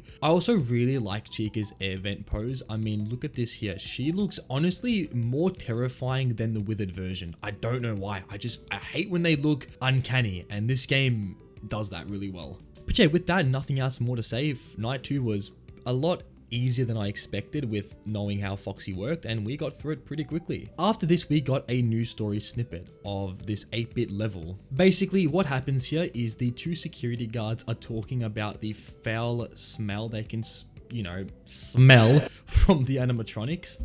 And they say we have to report this because, well, you can't just leave this odor unattended. I really like this quick little post-night snippet because it adds a new story and it actually takes things on a different trajectory than FNAF 2 does. Basically, the security guards here are actually competent and are going to report this smell, whereas in the original, I don't know how they don't end up smelling it. There has to be some shady going on. But yeah, with that pretty much ends that, and we move to night 3, and here we have a new animatronic that's going to switch up the gameplay, and this is of course Freddy. Now, Freddy is very similar to Bonnie, and the way Freddy works is he will begin at the main stage and he will make his way swiftly down to the office. When Freddy gets inside the office, you will see him, and the only thing you can do is turn the light off. Basically, it's pretty simple. Now, what I like about Bonnie and Freddy is they're not just one mechanic does everything. There's different ways to deal with different animatronics, which actually makes you think and do stuff. Now, I'm not going to give too much hate to the mask mechanic because it is, you know, not the end of the world, but I do like how this game, you actually have different stuff to do beside doing the one thing. So yeah, Bonnie, reboot the system, Freddy, just turn the light off. That's literally night 3. You can beat it pretty easily. Let's move to night 4. Okay, night 4. Things are a bit different now. We also get more reboot systems as nights continue because, yeah, the animatronics get faster and we need more reboot systems. Now, night 4 is going to switch things up massively because this night has a new animatronic called Spring Frickin' Bonnie. Now, Spring Bonnie has 2 mechanics, and the first one is he will appear at the doorway on the right. If you see Spring Bonnie, just use the light multiple times and this should get rid of him. Also, the fact that we're seeing Spring Bonnie in this game is amazing. I mean, just having the pre-William Afton Spring Bonnie in this game gives it a level that kind of connects FNAF 2 to FNAF 3. But yeah, that aside, pretty much that's Spring Bonnie's first mechanic. The other mechanic is when Spring Bonnie's in the hallway. If Spring Bonnie enters the hallway, you have to go onto the camera system and search for his guitar. The guitar can be on what I believe is every single camera, but it primarily sits in the Kids Cove camera. And when you see this goofy guitar, you simply click on it and that gets rid of Bonnie. Basically, he's Rockstar Bonnie from UCN, but I think just having Spring Bonnie do more stuff than one thing is extremely awesome because now we no longer can just sit around and do jack shit and wind a music box. We actually have to do stuff and look for things. On my first attempt, when I saw Spring Bonnie in the hallway, I genuinely didn't know what the f to do. I checked the cameras and did my best to search for that guitar, but yeah, I was dead in an instant, which gave me a reality check that things were gonna get extremely tough in the nights that were coming. And this wasn't just one death, no, I spent multiple attempts trying to beat the same night, which was starting to make me realize that this wasn't going to be as easy as I thought, as I just mentioned. But after multiple attempts of actually trying to learn the game's mechanics and really learn every single thing and be good at it, I eventually got better at dealing with Spring Bonnie, and I have to say, I'm really starting to like this game's gameplay loop. So after multiple attempts of night 4, I managed to just scrape through the night, albeit it was a very difficult task in itself. We then get brought back into another minigame, and here we have the second of these throughout the game. This minigame starts with the security guard saying that these animatronics are somehow making their way to different places around the pizzeria. The security guard wonders if they are being controlled and being moved deliberately, and then the guard puts 2 and 2 together with the weird smell these animatronics have and them moving. it was a little bit off-putting for the guard, who is starting to question things around the pizzeria. So he just says, let's notify Henry, and that's about pretty much it for this minigame. This then puts us into night 5, the final night of the game. And in this night, we are going to have a new animatronic, and this is going to be Golden Freddy. Now, Golden Freddy has 2 mechanics. The first mechanic is when he appears in your doorway. If Golden Freddy appears, all you need to do is just ignore Golden Freddy. Yeah, for some reason, if you do nothing, that's exactly what you need to do. Because in my first attempt, I somehow thought it was a good idea to keep flashing the light on him, which turned out to be a very stupid idea because I was met with a Golden Freddy jump scare. So yeah, just by leaving him to do whatever he wants, he will eventually bugger off and you're all good to go. The other mechanic that Golden Freddy has is if he appears in your hallway. You simply just have to spam the flashlight on him, just like Withered Foxy in normal FNAF 2, and he goes away. Overall, Golden Freddy does add a new difficulty to this night, as now we need to react to, I believe it's 6 animatronics. And with each animatronic having different mechanics, honestly, night 5 was a very difficult night. And to be honest, this would take me a lot of attempts to beat. And I think when you actually change the way the animatronics work and not have one mechanic just do the job for you, it actually makes for a very intense gameplay, which this game has. Like, you always have to be on the edge of your seat because animatronics are coming in left, right, and center, and if you don't react quick enough, you're going to be very overwhelmed. And I think from a gameplay standpoint, this game very much excels from FNAF 2, which, yeah, it's overall a very polished gameplay experience. Eventually, I would go through a bunch of attempts, trying to make my way throughout the night. And there were moments where I nearly stuffed up, like I missed an animatronic or I used too much battery, but for some reason, the battery doesn't go down too much. The most I had the battery go down was about halfway, which isn't the worst, I have to say. But yeah, eventually I would beat night 5, and this was a relieving thing because I absolutely was sweating my ass off trying to get this done. After going through that torment, we get a pay slip of about $100 and, well, 50/100th of that dollar. And yeah, that's it for the main game. There is a night 6, and I think it's time we hop into that. So moving into night 6, this night is going to be where things hit the fan. Because when I tell you that the animatronics move every 3 seconds, I am not f***ing joking. You can just be off by 1 second and they will kill you. I think this is where this game's gameplay really shines because there is no room for error. Because there was one game where I managed to stuff up and not shut the vent door on Chica, and I was about a second to react to that and I got jump scared. And that's not even the most craziest part about night 6. No. When you start the night, guess who calls you on the phone? Oh my gosh, 20 reboots? Are we serious, man? 20? Oh my days. Dude, answer the call! Oh. Whoa! Whoa.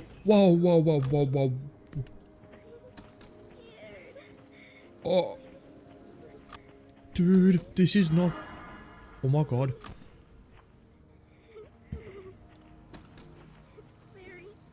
The crying child, the missing children. There's this girl talking on the phone and she says how she's scared and the voice is like echoing, and dude, I was genuinely tearing up with fear when I heard this. I was like, bro, just get me out of here. I don't want to be here anymore. I went to my local Bunnings and grabbed myself some cement and I hardened the fuck up and I managed to somehow continue playing after hearing that. Night 6, yeah, just you have to be on the ball. I was making sure I got everything done, and the most infuriating part is the light. You get like no light, and I barely scraped through this night with 1 bar of light remaining. I genuinely thought that I was going to lose all my light, which really does show how you have to be conservative and you actually have to make sure you know what you're doing in this game. By barely getting through night 6, we then get put into a surveillance camera and we see the Spring Bonnie animatronic move in this hallway. Yo, he's going for that kill streak. He's going for that chopper gunner. Oh my god. Yo, William, don't get that nuke. Oh, he's popping a 30k. Oh! That is fucked. That is not... Dude. Yo, we got surveillance footage of William doing that. Hi. Yeah, you saw that correctly. It's literally William dragging a victim. Mate, this is some next level crazy shenanigans going on here. Honestly, I really think this is a step up from FNAF 2 in terms of storytelling. I mean, we literally see William doing the stuff that he did. I know FNAF 2 does it in a more subtle way with the mini games, but I really love this very simple but very effective scene that they put in the end of Night 6 here. But overall, that is pretty much it for this game. William then goes up to the camera and let's just say we're not going to be surviving long after seeing that. So I'm going to quickly put my overall thoughts about this game because I really like this game. I think it takes FNAF 2's gameplay and it changes it so much to the point where it's its own unique experience, and I really commend that. And I didn't even get into the sound design. The actual music you hear throughout the night is extremely eerie.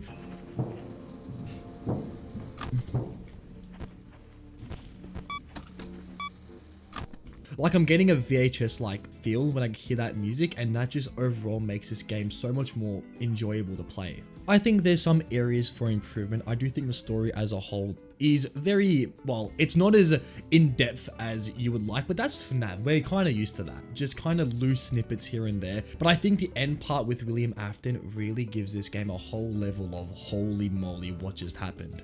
I also want to quickly commend just how good this game encapsulates Scott's original designs. Like, it's one thing actually making the game feel like Scott's game, and there's another making it look like Scott's game. Like, I think this FNAF game, out of anyone I've ever played, really gives me Scott's vibe, which is insanely amazing to say, and honestly, a lot of praise to the developer. And just to reiterate, I don't think FNAF 2 is a bad game. The gameplay for FNAF 2 is by far the weakest in the franchise, so this game completely reinventing the wheel and making new things was a great thing to see. Revenant. It's a remake of FNAF 3, and it significantly improves the third game and actually makes it a pretty hard one at that. So let's get into it. So immediately we start this game off with shift 1, and we have a short cutscene.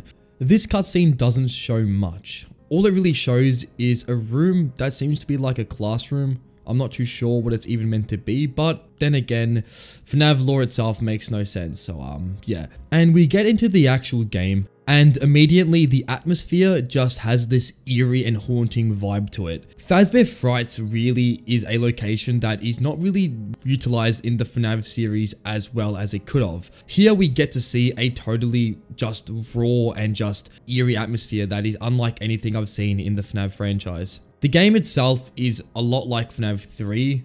The camera locations are a little bit tweaked and the vents themselves work a little bit differently, not much, but a little bit different. They're just located in different areas. Also, another thing that I notice is going to the control panel. The actual way to utilize this is you need to combine a input. Like, for example, for ventilation, you have to input RRES, and that was just something I found bizarre, but eventually I kind of got used to it. Everything was going fine, and we had Phone Guy talk about how, well, this is a horror attraction, blah blah blah, FNAF 3 lore stuff. But I found the most important thing about this night was getting used to the mechanics. They were definitely different, to say the least. The sound design as well was something that I really thought this game nailed.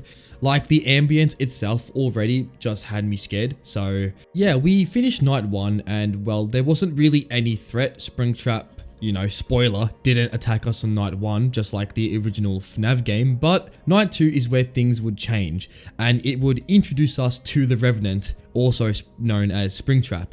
And my days when I first saw Springtrap in this game, it just took me back to when I first played FNAF 3.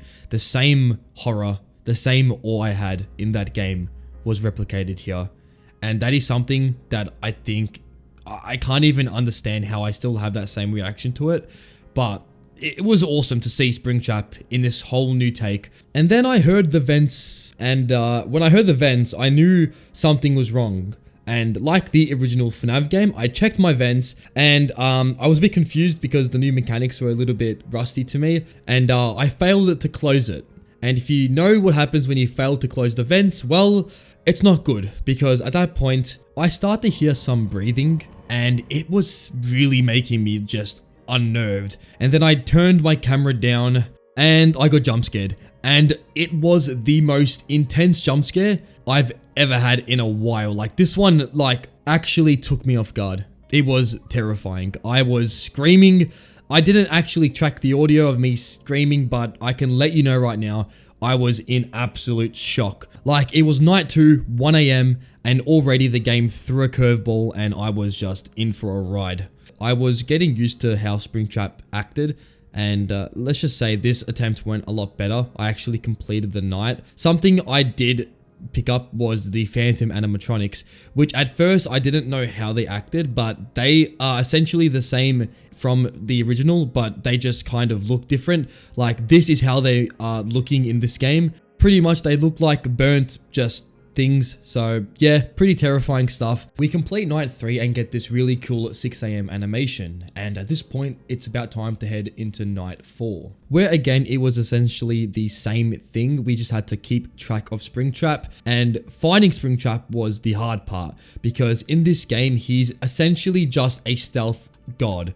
Like, in some cameras you'll see his glowing eyes, some cameras you actually see his full body, and sometimes you will see him up close breathing in the camera.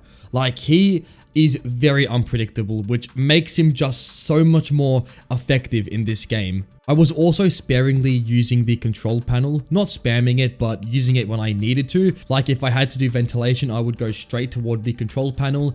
If I had to repair a camera, I would look at the specific camera which broke, and in this game you can actually just repair a single camera, and this would get me through night 3 pretty comfortably. But then we would get to night 4, where things were getting a little bit harder. Springtrap was becoming a lot more aggressive, and at this point I had to be a lot more concerned about how long I give Springtrap before I use the audio on him, and this night definitely tested me toward my limit.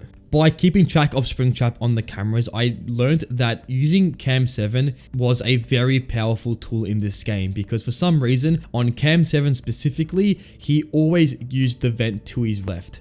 And this was something that I used very much so, and this kind of kept him trapped in that certain area of the map. If Springtrap got too close to my office, it was pretty much game. I couldn't really react to Springtrap after he got past the area in front of me in my office. By that point, I was already screwed. I tried using Cam 2, but even then, it was just too late. Also, closing vents quickly in this game was very important to my survival. Like, if I kept a vent up for more than 3 to 4 seconds, it was just done. I was dead. With enough luck in keeping Springtrap in the top half of the pizzeria or the fright attraction, I would eventually complete shift 4 and move on to shift 5, which is by far the hardest night 5 in this whole challenge. This one really tested me because Springtrap became literally Usain Bolt, and it was just terrible. We start night 5 with this very eerie cutscene of the pizzeria and Springtrap, well, kind of being in it. He kind of appears at the very end, just kind of, you know, just hinting at what's gonna happen. And let's just talk about the night itself, because this is where things heat up, because Springtrap just was an absolute pain in this night. He moved too quickly for me to even react. Like, sometimes I would see him and next minute he'd be next to my office ready to kill me. It kind of felt like completing nightmare mode in FNAF 3, but for night 5 in this game. And I learned eventually that keeping Springtrap in Cam 7 like the last night was the best route, but before doing that, I kind of just let Springtrap kind of move around. I knew that Springtrap just had this AI that was too unpredictable, so I couldn't really predict exactly where he was gonna be. Even the audios half the time didn't work, so I couldn't even use that as a backup. I just had to really rely on finding him, and that was the hard part, because I could you not, half these cameras are just too hard to see. You can't see anything. Like, half the time all I will see is like Springtrap's left eye, and that's pretty much it. So this was definitely the hardest part about this night. And let's not get to the vents, which were just insane. In night 5, if you are on the control panel and Springtrap gets into a vent, you die immediately. You literally can't even react to Springtrap. He will kill you instantly. I don't know if this is a glitch or if this is part of the game's design. It was all RNG. But in saying that, the way I actually defeated Springtrap is using a vent. Yeah, pretty mind-blowing, I know, but we kind of touched on before, the Cam 7 and how useful it is to keep Springtrap away, well, it is literally the most broken thing in this game. When Springtrap is on Cam 7, he has a very high chance of getting in that vent. If we keep Springtrap in this little corner, it makes our night a lot easier and actually makes the RNG not as hard. So I kept him at Cam 7 and I had him there for nearly the whole night. Literally from 2 AM to 6 AM, Springtrap was in my top left camera. So that was awesome. It is a little bit like cheating, but if the game allows it and it's programmed in the game, then I mean, what can I do? And also, it's not guaranteed that Springtrap will listen to every audio lure I make. So it was a bit of RNG, and mainly we just kind of used Cam 7. So with that, I would complete night 5. We have one last shift to complete, which is going to be the ending shift or whatever it's called. I honestly forgot, but in this shift we are essentially in the FNAF 1 pizzeria and we kind of just walk around looking at the environment and it is just completely shut down. This place looks like it hasn't been touched in literal decades. Honestly, I thought an animatronic would just pop out of nowhere and say hi to me, so that was pretty frightening. But eventually we would find a boarded off room that houses a William Afton who seems to be somewhat in his Springtrap phase where he's being, well, spring locked. It appears that we actually find Springtrap and bring him to Fazbear Frights. That's what I'm alluding to. But nonetheless, pretty cool ending to this amazing fan game. Honestly, huge props to the developers on this game. Just, it was an amazing experience. It turned FNAF 3 into one of my all-time favorite games. Just top tier. And the cherry on top is we get some concept art for this game, and here are just some awesome designs. And that about concludes Revenant. Five Nights at Freddy Urbex. And essentially, it's a body cam slash like audio horror game. I know it sounds confusing, but essentially it looks realistic and the animatronic can hear you. So pretty much it is, well, it's scary. Without further ado, let's hop into it. Five Nights at Freddy Urbex starts off with a screen saying you can either play, go into the settings, or eject the disc. We of course press play and this begins the events of the game. Us, Michael Afton, awake inside the Freddy Fazbear horror attraction, and after we awake, we pretty much have to go ahead and go around the pizzeria looking for any signs of ghost. This will then be picked up by our EMF reader, which we have on our other hand, and our goal is to prevent going near Springtrap, who will be haunting and just stalking the building. And if Springtrap hears us, if like we use our mic, this mic, he will then go up to us and jump scare us. So we have to be quiet in real life, but also be aware that if we run or if we do anything that creates sound, Springtrap's gonna hear that and get drawn straight toward it. Our goal is to pretty much get as far away from this thing as possible to avoid any confrontation, because it does not end well. In this building, there's 5 EMFs that we have to collect, but we have to be careful because, as I mentioned before, we do not want Springtrap hearing what we're doing because he just hates us for some reason. Who knows why? My first attempt went pretty bad. I pretty much went straight to Springtrap and just got jump scared. I had no idea what I was doing. I was just walking hoping for the best, and this led me straight toward William Afton himself. After that terrifying encounter, I tried again. This time I made it toward the back of the building where the office is located. In this office we have 2 EMFs to collect, and we also get to see the old animatronics as they can just be found throughout the building. At least their parts can be found, not the actual animatronics themselves. The building is pretty much one-to-one like FNAF 3, although there are a few differences in some of the rooms. After I got to this room, I went around the building and this led me toward the puppet mask, which I made sure to get the EMF that was located here. After this, I made it toward the front of the building, where we can find a Chica poster. Around this area, there is another EMF to collect. This is where the Foxy mask is, and we now have 4 of the 5 signals. The last signal is located directly in the middle of the pizzeria. However, when I got to this area, there was a certain animatronic waiting for me. As soon as I got here, Springtrap heard me, and this, well, led to a quick jump scare. I again played another attempt, and I ran straight into Springtrap, because this is pretty much how every single attempt ended up. Finally, I had a really good attempt. This time I went around the building, got all the 4 signals, and I just had to get the last signal. I managed to pick up the one in the middle of the building, meaning that I had now pretty much gone through all the signals. I was only missing one, and this was located where the Chica mascot was. As soon as I got here, I managed to collect the last signal, and at this point it was just time to leave the building. I had no idea where Springtrap was, so pretty much I just ran toward the exit hoping that Springtrap wouldn't make a last second appearance. And he did not. This led me to leave the building, and this would conclude the events of Five Nights at Freddy's Urbex. Overall, for FNAF 3 Urbex, I give this game a rating of 4 out of 5 stars. It's short, but it really does deliver on the premise of the audio. Although it's not really too utilized, as you can just be really quiet, it did make some of the interactions with Springtrap a lot more intense, and the graphics themselves were just amazing. It's overall pretty short, but it really does deliver on the things that the game is meant to be, a VHS type horror game. FNAF The Mind of a Killer. This game is a remake of FNAF 3 and also has a free roam mode, which if you've seen my other videos, I love my free roam games. So with that, let's get straight into it. Starting off this game, we immediately get to see the Springlock and the horrific event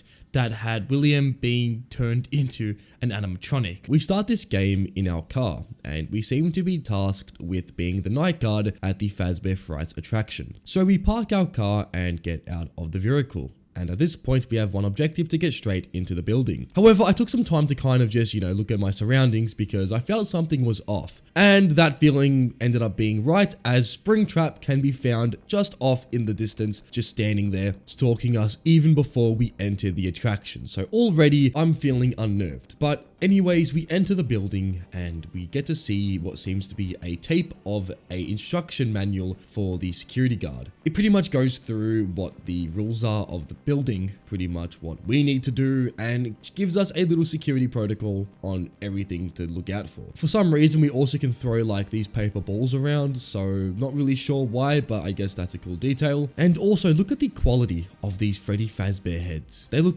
really top tier. Anyways, we now enter the main building, and here is where things get really bad. The first thing of notice is an empty can rolls from one of the corridors, and we don't know why this has happened, but it just happened, so yeah.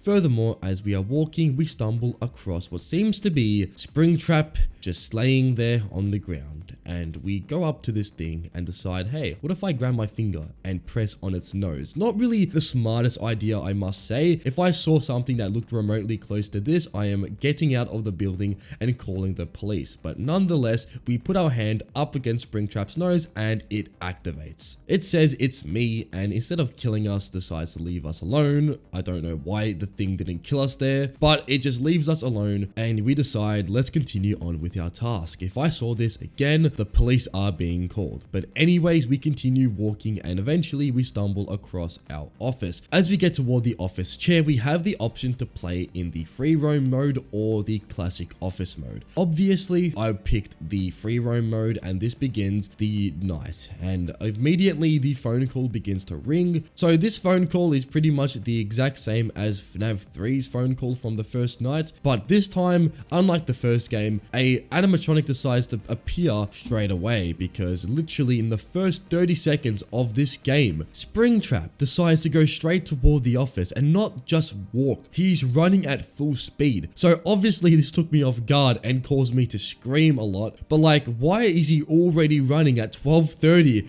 on the first night? I guess it's a demo game, so it's not gonna really follow the, normal night ones, but then again, who really cares? So I attempted this night again, and this time, instead of standing still and waiting for Springtrap to kill me, I went straight into the vents and started, moving around. Moving around, eventually, I stumbled across Mangle, who seems to be kind of similar to her FNAF 3 counterpart. She stays in the vents, and if she does see you, she will simply start walking towards you and jump scare you. If Phantom Mangle does jump scare you, what happens is Springtrap gets notified that you are in the vents and you need to get out immediately. Also, the ventilation of the building does go off, so you have to reboot it, either going to the reboot at the far end of the building or the reboot in your office. There's two reboot systems, one located in one side and the other on the other. This game, I actually had no idea what I was doing. I just ran in a circle and this was actually working. Well, kinda. Springtrap was still tracking me down and scaring me completely, but I had kind of a little chance to survive because I wasn't dying every 5 seconds, which is what I thought would have happened. Other Phantom animatronics eventually made their way toward me. I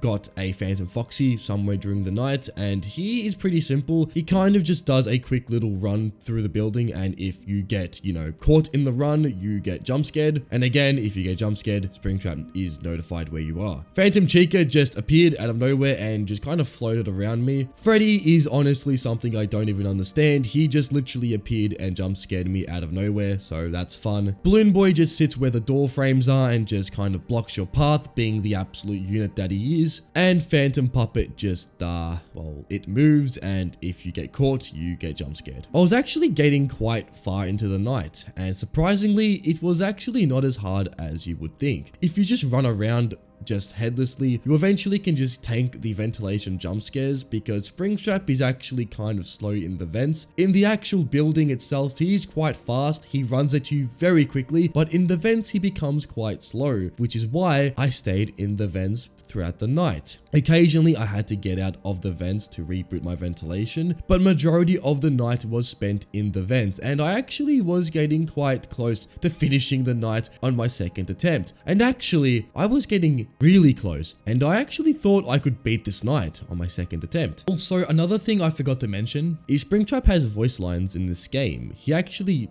can talk. So throughout the night, you will hear him just go, however, unfortunately for Springtrap, he is kind of a goofball in this game. Seeing this man crawl throughout the attraction, as honestly, I think I kind of ankle broke him half the time. It was kind of funny, but at the same time, I did feel a little bad for Springtrap, as he just couldn't catch me. There was also those few occasions where Springtrap would appear out of nowhere and shock me, like in this instance. Oh shit, hello. But eventually, the game would end, and I would beat the night on my second attempt. Honestly, I had no idea how I did this. I just kind of ran around hoping for the best, and beating the night like that kind of just, I was shocked really. We also get a really cool message from the main developer of his experience of making this game. With that, we get an extras menu where we get to see all the animatronics in their full glory, and also a little kind of info dump of how they work. The game also has a custom night mode where we can kind of, max out Springtrap's difficulty. So, you know me, I had to play this mode immediately. So, getting in this mode, actually, it was the same. I beat this the first attempt. In my last attempt, I was just running around the attraction. This time, I thought, how about I do one massive loop around the FNAF 3 building, going from one side of the attraction to the other side of the attraction. And how would that work? Well, pretty well, because in this attempt, Springtrap could not catch me. Most of the time, he was on the other side of the vent, because by the time I was out of the vent, he just got in the vent, and I just had him in a pretty much a loop. So, yeah, beating this mode gave me the full closure that I had really fully beaten this game. This game overall was pretty fun to play. The ability to play a free roam or a office mode is something I've never actually seen before, and I have to say, I'm really impressed with how this game overall feels and the quality that this game brings. The voice lines of Springtrap were really well done, and although half the time I saw Springtrap as a goofball, however, I have to admit his overall design and appearance in this game was, at the most part, just terrifying. Moving on to the next video here, we have the horror attraction made by Baddington.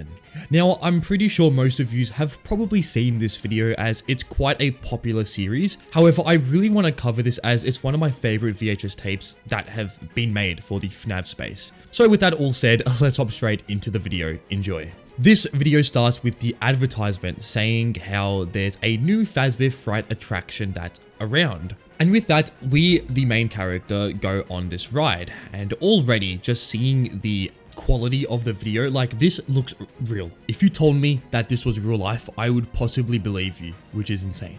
But the line itself is quite large. Clearly this is a popular attraction. Eventually we make it toward the front of the line and we have our friends that are Jessica, Derek, and there's another person, but I forgot her name. I think it's Vanny. But yeah, we have a little predicament as the ride only can hold 3 people. So we, being the brave person that we are, say we are gonna go alone. Actually, Derek tells us to go alone, you know, being the great bro that he is. But anyways, with that said, we hop straight into the ride and just going on this thing, yeah. This is crazy how it's even allowed to be up. Like if I was on this ride, I'd low-key shit myself, like genuinely. There's a lot of jump scares. There's also like missing children. There's like the faces of like basically disturbing stuff. Okay, I'm gonna keep it real. I like how they had Broken Bonnie singing London Bridges Falling Down. If you don't know where that's from, it's from FNAF 2, the OG trailer. Come on, guys. We also have Chico who is saying baby bird, and this is a reference to one of Baddington's other videos, which is equally as terrifying. But let's get into that another time. But yeah, I like how he referenced his other works in this video. Amazing stuff. We keep going on the ride and we see the missing children. I'm sorry, even if these are props, why are they on the ride?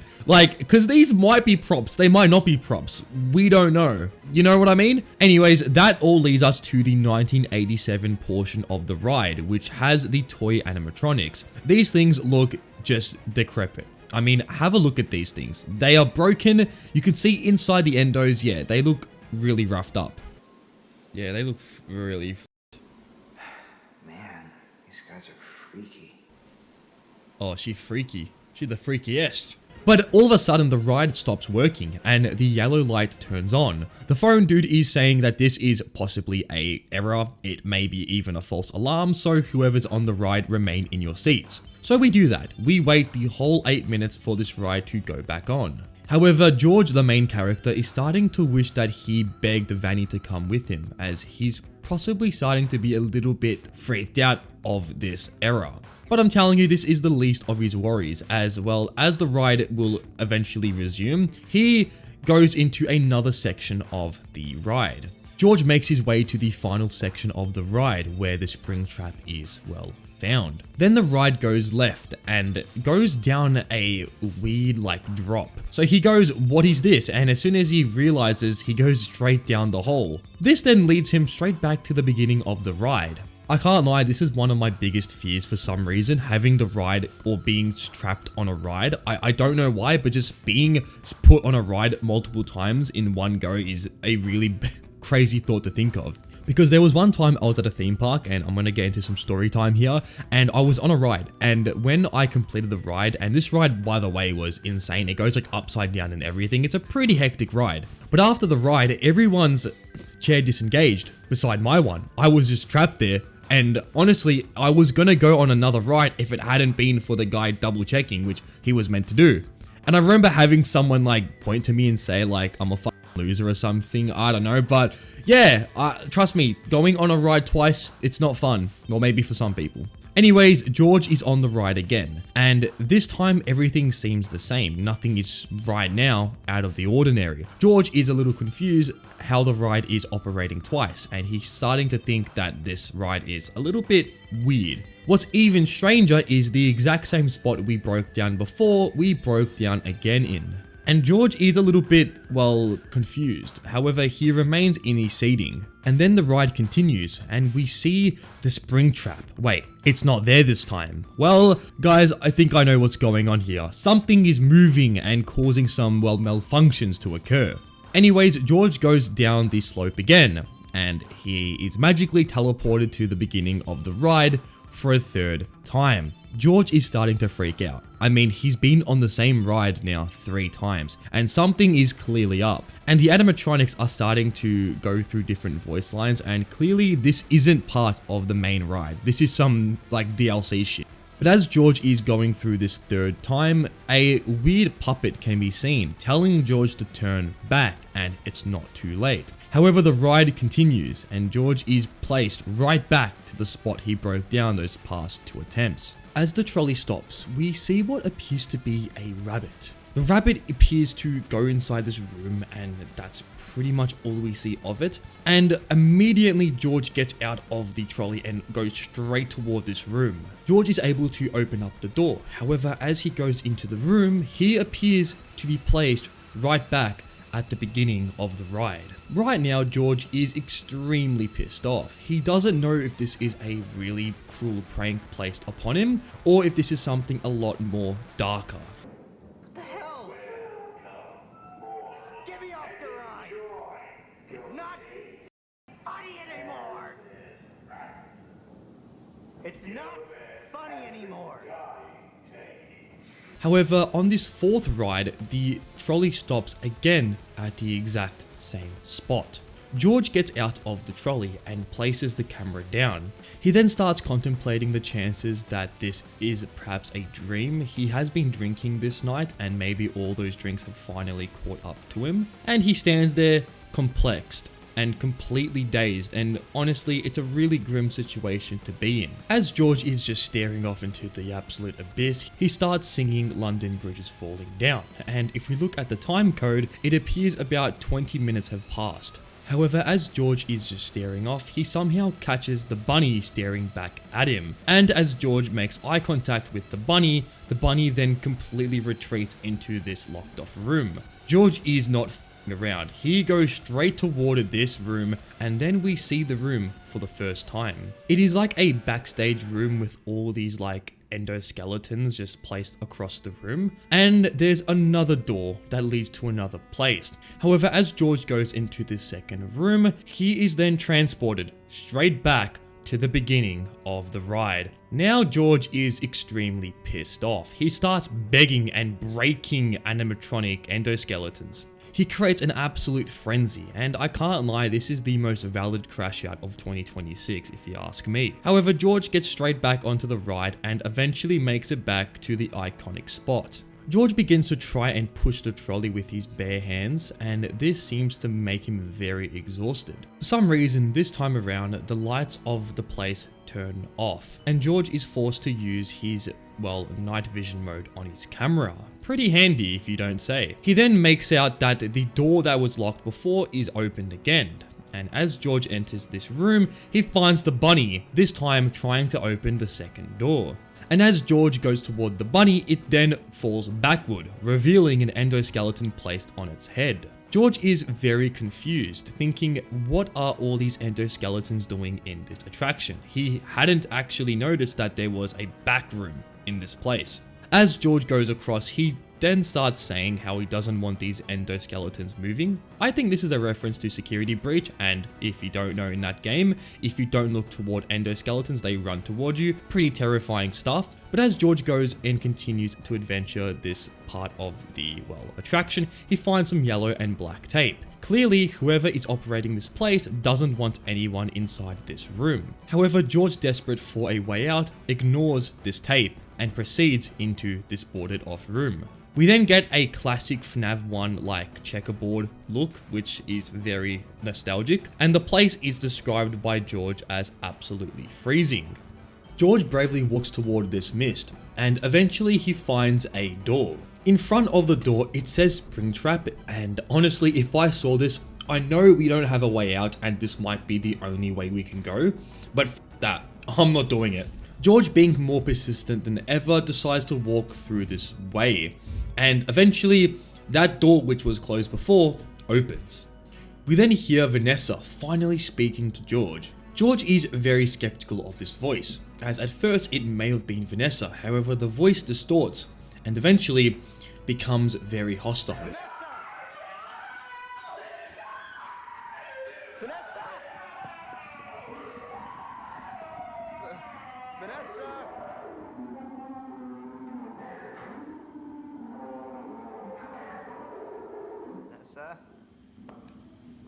Oh shit, bro!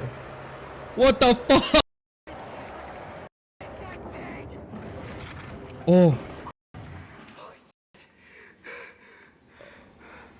it's trying to get through, bro. What?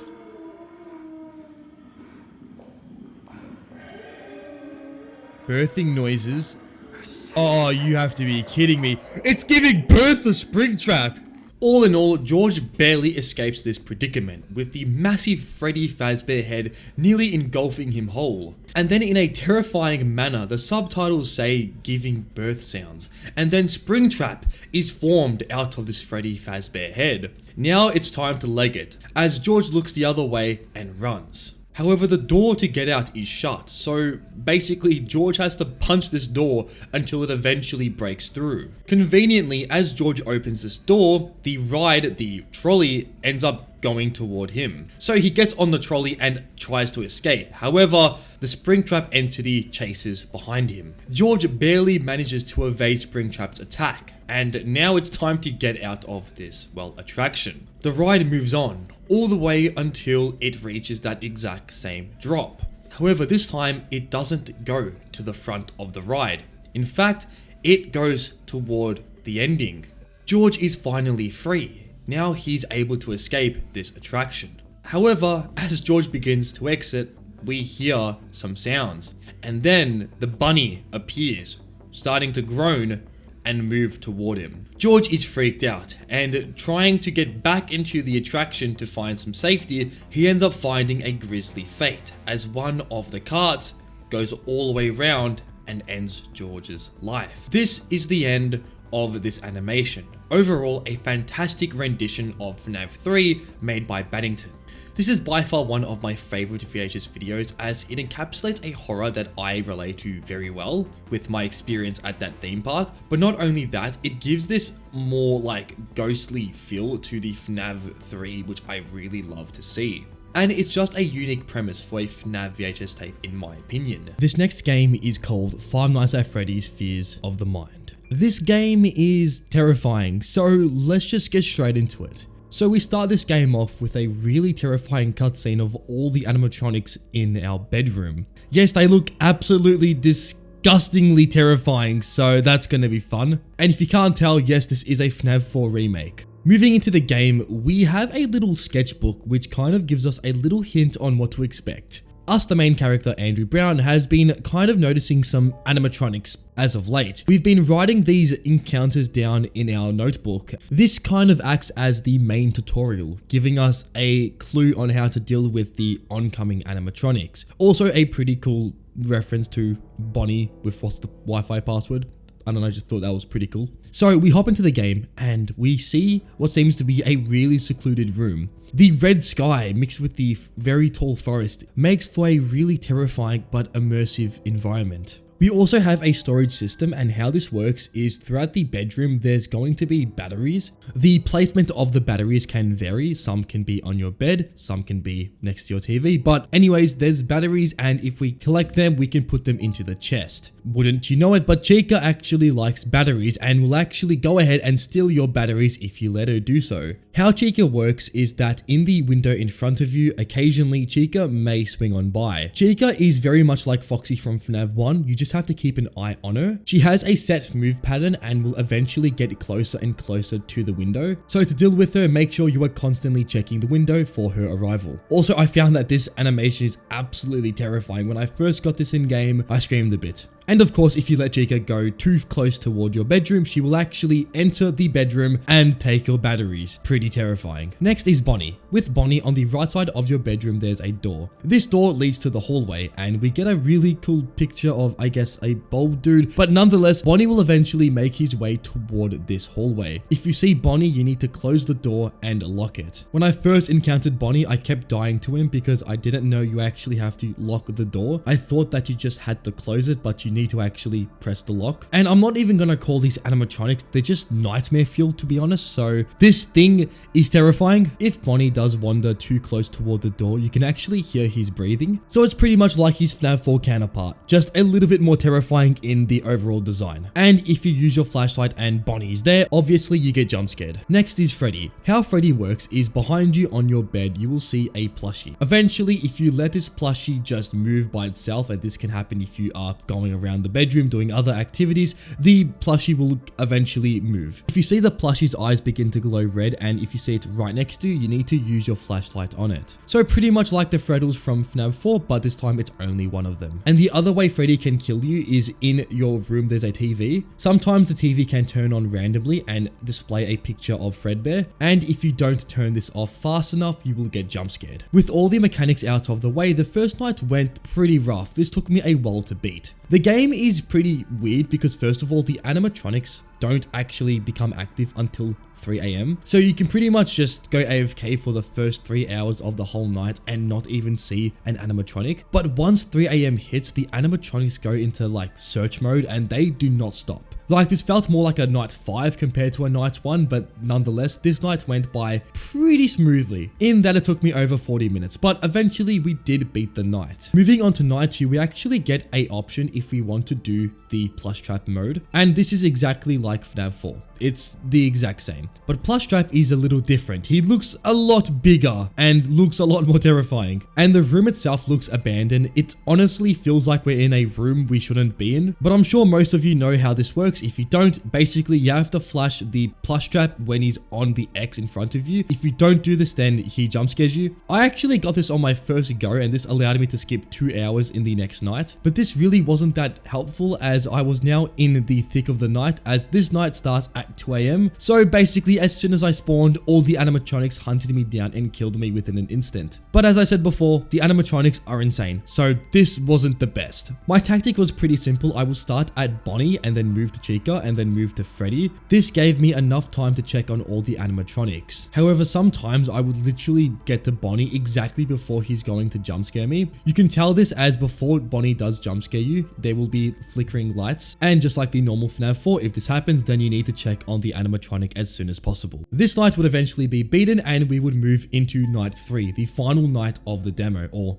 I think it is. I haven't actually beaten it because, spoiler alert, it's impossible. This night begins at 1 AM and it is insanely hard. Like, the animatronics feel like they're in night 7 mode, like max difficulty mode. Every second you get is pretty much met with an animatronic. And also Foxy is now awake and he is pretty annoying. In your closet next to your bed, Foxy will occasionally spawn, and if you see his hook or if you see the whole animatronic, you need to close the cupboard. But pretty much, if you don't know already, the animatronics spawn really fast. So by the time you check all the animatronics, one would have already snuck up and killed you. I tried attempting this night multiple times, and each time I would be killed by Bonnie because I would just not make it toward the door. I was playing the night for around 30 minutes to an hour and I just couldn't beat it, so I'm sorry to say, but I'm going to have to leave it at that. This game is honestly looking to be one of the most unique and exciting FNAF fan games we've had in a while. The design of the animatronics mixed with the gameplay is really promising, and I can't wait to see what else is in store for this game. But anyways, let's move on to the next one. This next game is called FNAF Nightmare Attack. It is essentially FNAF 4 but free roam. Does that sound terrifying? It kinda does. Anyways, with that, let's get straight into this one. This game starts with a cutscene of what seems to be a birthday party at Fredbear's family diner. However, something happened at this party, something tragic. One of the animatronics had accidentally hit one of the children. The kid was so scared that he tripped and fell, hitting his head and sending the poor kid to the hospital. No one knew what happened to the kid, but suddenly we awake in our bed. Perhaps it was just all a nightmare. So we get up and we begin to look around the house. Something feels off. The ambience mixed with the environment, just something felt very misleading. The house feels desolate. No one seems to be home. Outside it's pitch darkness. Nothing can be seen. Using our flashlight we can illuminate these surroundings and yep, there's pretty much nothing. However, it was clear we were not alone. Something is stalking us, and soon enough, we found out what was stalking us. Nightmare Bonnie would be in the hallway, and it was time to now actually pay attention. The flashlight seemed to scare him away, well, at least scare him enough. But it didn't seem to stop him, he just got closer and closer toward the door. The ambience made me unsure, I didn't really know what to expect. The nerves were starting to kick in, and at this point I really had to just be on my A game. Thankfully, I would not encounter any animatronic face to face on the first night, but that was soon to change. With 6 AM hitting, the night ends, and we get a new cutscene. It seems Mike Williams is the victim of the Fazbear Entertainment incident. We are predicted to awake in 2 weeks, so in that time, it seems that the nights will continue. The second night began, and again I was very confused. This time, however, a new animatronic would appear, Nightmare Chica. Now, the outside wasn't just pitch darkness, 2 red glowing eyes can be seen. This would reveal Nightmare Chica, and this was bit terrifying. To deal with Nightmare Chica, when she does get right toward the window, we need to actually look for her cupcake. Yes, she's only going to us for her cupcake, she doesn't really want to attack us. That's if we don't use our light on her. To find the cupcake, you can kind of hear it. It has a similar sound effect to the Freddles, which I'll get into later. And when we find the cupcake, we simply need to kindly return it to Chica, who would then disappear. But don't worry, she will reappear later in the night. This night was pretty difficult. I didn't know how to deal with Chica, so the first few attempts ended up, well, I got jump scared. Oh my Eventually, I learned Chica's mechanics, and this led me to easily beat Night 2, but then Night 3 began, and again a new cutscene would play. It seems that the hospital that we're in is starting to just kind of freak out. They don't really know when Mike Williams is going to awake. The time changes from 2 weeks to like a long time, and Fazbear Entertainment are in an absolute frenzy. They're trying to keep their reputation alive, but it seems that this incident is trying to bury that. With that, we begin Night 3. This time we have Foxy to say hello to. Foxy can be first found in the hallway. Just like in FNAF 4, he will go in the hallway and try and make his way toward our bedroom. Our goal is to try and use our flashlight on him. If we don't do this, then Foxy has a chance of running into our bedroom. And then he will go immediately toward our closet. We can't even see him doing this, he will just go straight in there. And once he's in there, it's exactly like FNAF 4. Just use the flashlight on him, and if he's getting too close, close the door and this will reset his attack pattern. So basically, we're just playing FNAF 4 with a few new mechanics. And also, the Freddles are here now, so yay. These Freddles are annoying, but again, just use the flashlight on them and they will go away quite fast. They're pretty simple. Eventually, after multiple attempts, I would complete Night 3, and we will now introduce ourselves to Night 4. This night, all the animatronics are out to play, and we basically need to rely on the skills we've learned throughout the game. By keeping Foxy away as much as possible, I was able to keep control of Bonnie and Chica, and this resulted in me getting very far into the night. Also, the nights in this game aren't that long, they're like 3 to 4 minutes in length, so they're actually quite short. Again, keeping Foxy away, I was able to keep track of all the animatronics and not have to worry about Foxy at all, which was quite relieving. This night would eventually be completed. We then get to a new cutscene, and this cutscene, it seems that a lot of strawberry jam has been just thrown around this hallway. I know it's not strawberry jam, but we're gonna call it strawberry jam. And then Nightmare appears and gives us another jump scare, so that kind of just took me off guard. But this would result in the last night of the game, Night 5. The night is, well, it's dark and it's just red, very red. All the animatronics became aggressive, which means that we need to be on the top of our game. Like I said before, the animatronics are quite easy if you keep Foxy away as much as you can. Everything was nice and dandy until we reached 4 AM, where Nightmare Freddy would appear, and this was when everything kinda went a little bit bad. I didn't know how Nightmare Freddy worked. I assumed it was like FNAF 4, and I was kinda right, but kinda. The sounds Nightmare Freddy makes isn't really correlated to where he is in your room, you kind of just have to guess where he is. In this mode, he doesn't actually spawn on your bed, so he can only spawn in the 3 areas of your room that you can check. The good thing about Nightmare Freddy is he actually gives you enough time to check where he is. He isn't really that aggressive as you probably would have thought the opposite, but he's actually kind of like peaceful. And with that, that was it. The night completed and the last cutscene would play. It seems that we tried escaping the hospital, but something didn't want us doing that. A man in the background starts to look toward us, a very shadowy person just staring at us, and at this point it was clear that we are not safe. The entity goes toward us and jump scares us, resulting in the end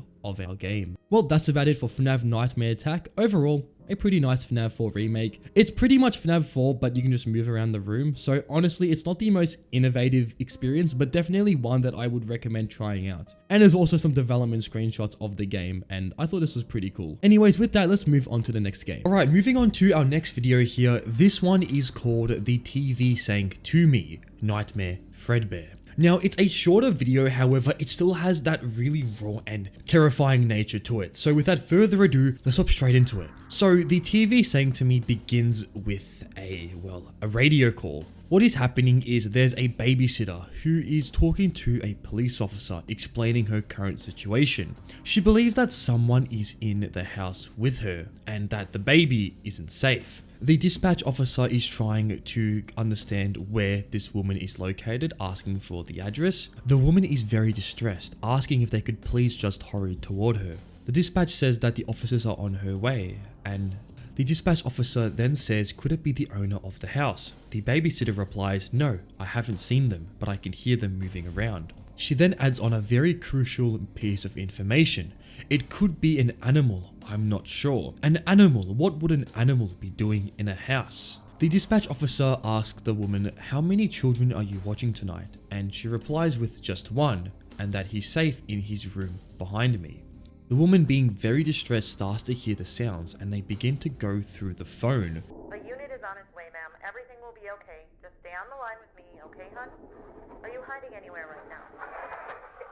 I think it's a bear. I can hear it. Okay, ma'am. There's no need to panic. Our officers are well trained with wild animals. But this doesn't seem to be an animal. It seems to be something even darker. The dispatch officer says, ma'am, can you please stay on the phone? However, the babysitter is not speaking. She's clearly hiding. And then we hear the monster start to go closer. And the woman cries, don't come any closer. I've already called the police. However, after hearing this, the monster goes closer and then lets out a massive roar. Ma'am, please respond. The officers at the front door. Please leave me alone. End of message. And that is the last we hear of the babysitter, and then the phone cuts. We then get a really cryptic message saying the house woke up that night with an image that appears to be something going on fire. And after this, we see an animation of a quite cute bear just walking through this sunny place. The song is saying something about waking up and you don't have to worry. And then it continues to repeat this exact same thing. And it keeps repeating, you are living a dream, over and over and over again. Can't lie, this animation is super cute. However, there is a deeper, darker meaning to all of this. And what comes next is just disturbing. We are underneath a floorboard, and looking up, we see a massive yellow bear staring right back toward us. The bear has a bunch of stains all around it, and it looks lifeless, but at the same time full of, well, something. The bear stares and grins at us as we stare back at it in absolute disarray. The bear looks at us, seemingly wanting to eat us. However, when the sheriff department begins to knock on the door, the bear looks up, and it appears that the bear is not happy. It then begins to roar, and what happens next is quite strange. The floorboard begins to make itself, and this is very strange, I can't lie. It appears this bear has not only power in terms of physical dominance, but it can also shapeshift the area around it. We then cut to a police officer entering the house, and it looks up and sees a purple bunny staring back at the officer. The bunny seems pretty strange. I mean, if I was this officer and I saw this, I can't lie, I would genuinely just make a run for it. I am not f***ing with this. But anyways, the officer then requests for backup, and then looking at the bunny, it then begins to wave and starts to put its hands up, clearly cooperating with the officer. The police officer then says, turn around and walk towards my voice. And at that point, something strange happens.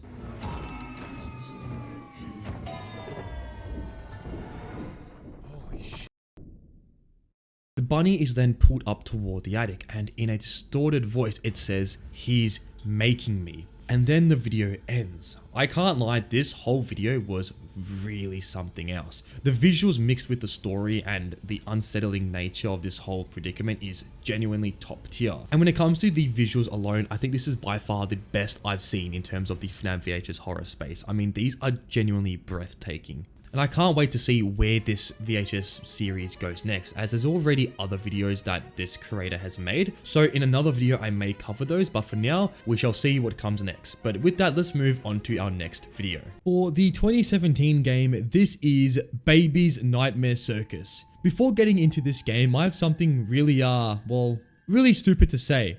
When I was recording footage for this game, I played around an hour's worth of gameplay. Yet when I went on my video file, I realized that everything was recorded in a black screen. Yes, I had somehow managed to just absolutely butcher an hour's worth of recording. I have played the game again, but instead of going through some of the nights, because some nights do repeat, I've just gone through the nights that, well, matter in terms of the gameplay value. So sorry about that, I'm a bit stupid.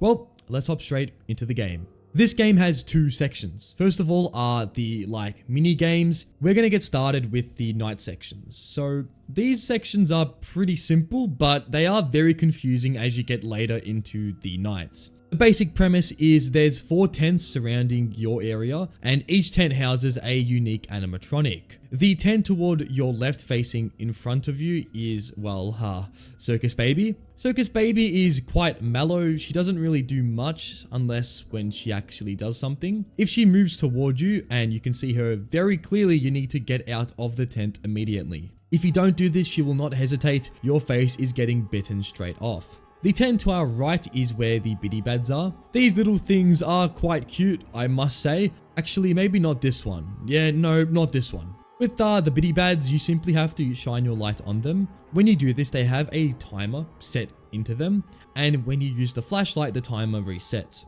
So make sure to keep using your flashlight so that you don't get jump scared. Turning around, we have 2 other animatronics, being Bellora and Enid. Bellora just wants your attention because, well, she's a very picky and annoying person. But yeah, use your light on her and she will be fine. There's also a meter which you can use to gauge how high she is in terms of her tolerance. And if she's low, then shine a light because you will get jump scared.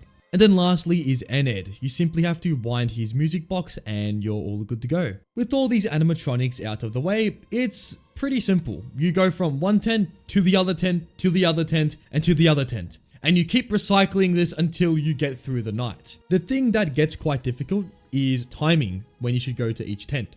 Because Bellora and Enid will get increasingly more aggressive as the night goes on, which is a problem because they require you to check on them. Whereas Baby, you can kind of just go in there, go out, or sometimes you can even not go in there. However, you can risk getting jump scared immediately. The whole night is basically just continuously run in a cycle. Getting through the first couple of nights was quite easy because I just followed a simple principle of going from each tent and doing the task as good as I can. However, as we get to the later nights with the other Funtime animatronics, it gets a little bit more difficult. At around the 4th night of the game, we have Funtime Freddy, who is the new Baby. He's basically the exact same as Baby, but is a slight bit more aggressive. And then we have Funtime Foxy, who is like Bellora, but is more aggressive. At this point, we really need to start learning how to minimize the amount of time we're spending on Funtime Foxy and Enid. I'd wind these 2 up to around the 5th bar for Funtime Foxy, and for Enid, the 4th bar. The reason I do this in the specific order I've said is because Funtime Foxy has a slight faster gauge than Enid, which means I have to prioritize Foxy over Enid. And when it comes to Biddy Bad and Freddy, I'm just doing the exact same thing as before. All in all, the final 2 nights were quite difficult. Trying to get the timing right for all the animatronics to make sure I have enough time to check everything is tough. But after a couple of attempts, I got it down pat, and eventually I would beat the final night of the game. We also get a nice picture of Funtime Freddy and Funtime Foxy, which I found pretty wholesome. What isn't so wholesome, however, is the other levels inside the game. These side levels involve doing tasks which are pretty difficult. So let's get started with the first side task of the game, being the mini arenas. This section is kind of similar to Plush Trap in FNAF 4. You have to occasionally check your flashlight and to see where the entities are. There's 3 of them in total, and there's one onto the left side of your screen, one on the right, and one directly in front of you. Wherever the mini arena is, we need to use the flashlight accordingly to wherever they're positioned, and that will determine their mechanic. In this specific level, if it's on the right side, we need to hold the flashlight. If it's on the left, we need to keep our flashlight off, and if it's in the middle, we need to repeatedly flash the light. And the game does say do not use the light if she's not there. However, in this level specifically, we can get away with that because I guess we're noobs.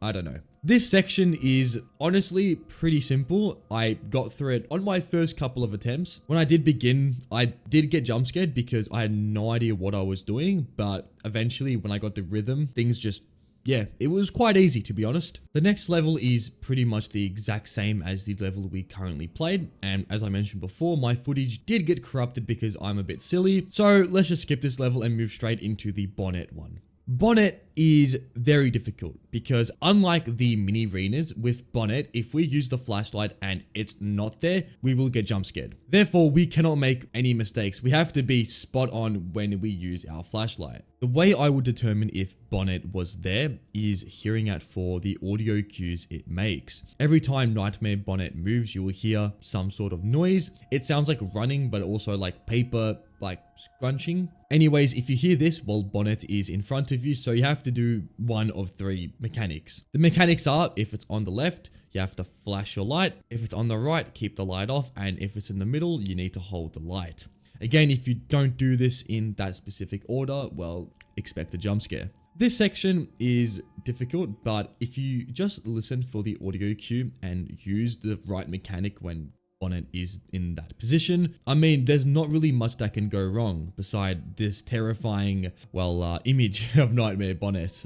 Why is one pupil bigger than the other? I would never know. After beating this section, we do get a nice golden bonnet statue, which I mean, it's cool, but there's not really much use beside it looking cool. Okay, so the next night is a boss night, which is called Night. This is a Nightmare Ened boss fight, which is pretty interesting. So let's get straight into it. The way it works is Nightmare Ened has 4 possible areas it can be in. It's in the exact same location as the previous nights that we played before, and basically, when Ened is in any of the 4 tents, he will make a sound effect. The sound effects go as followed. The first one is like paper scrunching. This is when he's in Baby's tent. If the lights start to flicker, he will be in the Biddy Bad tent. If you hear music, Nightmare Ened is in Ballora's tent. And if you hear like a winding sound effect, he's in well, his tent. Overall, getting to know each sound effect is a learning curve for sure. It did mean that my first couple of attempts did end up in immediate jump scares because immediately I wouldn't know where Ened is, therefore I would lose. So yeah, already we're off to a great start, but the thing is with this night is up to around 5 AM, it's the same thing. You listen out for Ened, you find where he is, you see a terrifying image of him either sitting, standing, whatever, and you flash a light as quick as possible. That's pretty much it until 5 AM. This is when, well, Ened is a lot more aggressive and your flashlight isn't as effective as it was previously in the earlier hours. So you're going to need to spam your flashlight, like really spam it. Another thing, the hour time doesn't actually show, it just shows a bunch of random hours. So when you get to 5 AM, you won't actually know what time you're on, but I mean, if you see this, you know it's 5 AM. But yeah, with that, this hour is difficult because Ened will jump scare you if you're not perfect in how you approach him. If you don't spam the flashlight button and you like just tap it really gently, you won't survive this hour. Like I tried my hardest to spam, and even me full on clicking my keyboard as hard as possible, I still couldn't keep up with Ened. So I had to make a couple of changes. First of all, I used both of my shift buttons. I mean, if one wasn't enough, how about I use 2 shift buttons? So using these 2 buttons, the flashlight would spam very fast. Therefore, I would counter Ened being a little bit silly and, well, jump scaring me even if I use my flashlight. With that in mind, I would be able to beat the Enite. Although I had to use a bit of brain knowledge to use both of my flashlights, it did mean I would successfully beat Enite and move into the final boss fight, being Babygeist. This night begins with a absolutely just awesome cutscene of what seems to be the Babygeist of the attraction. The best way I'm going to describe this is just a mesh of parts, and yeah, this thing looks insane. So how does this thing work, you might ask yourself? Well, when the night begins, there's not really much to go off. There's pretty much no audio. It's just go to each tent and look for the Babygeist. As you go through all the tents, eventually you will stumble across the entity. it will be standing there, and our goal is to press the S button, which will produce an electric shock. When this happens, the baby guys will be, well, it will get hurt and will retreat into a new tent. We need to continue to do this exact same thing for the whole night, because if we leave Baby Geist in its tent for too long, it will jump scare us. So it's important that we are on our toes, making sure that we are going to each tent and using the electric shock. You do this like 6-7 times and that's it. Honestly, it's not the hardest night. It's actually quite easy, but still the animations and the just design itself is top tier. By far my favorite design in this whole game. When this ends, the game just turns dark and it says that we did it. We have played through the corrupted game, and what was that creature, we might be asking? Well, we removed it from the game, so no need to worry. Well, actually no we didn't, because it always comes back, apparently. So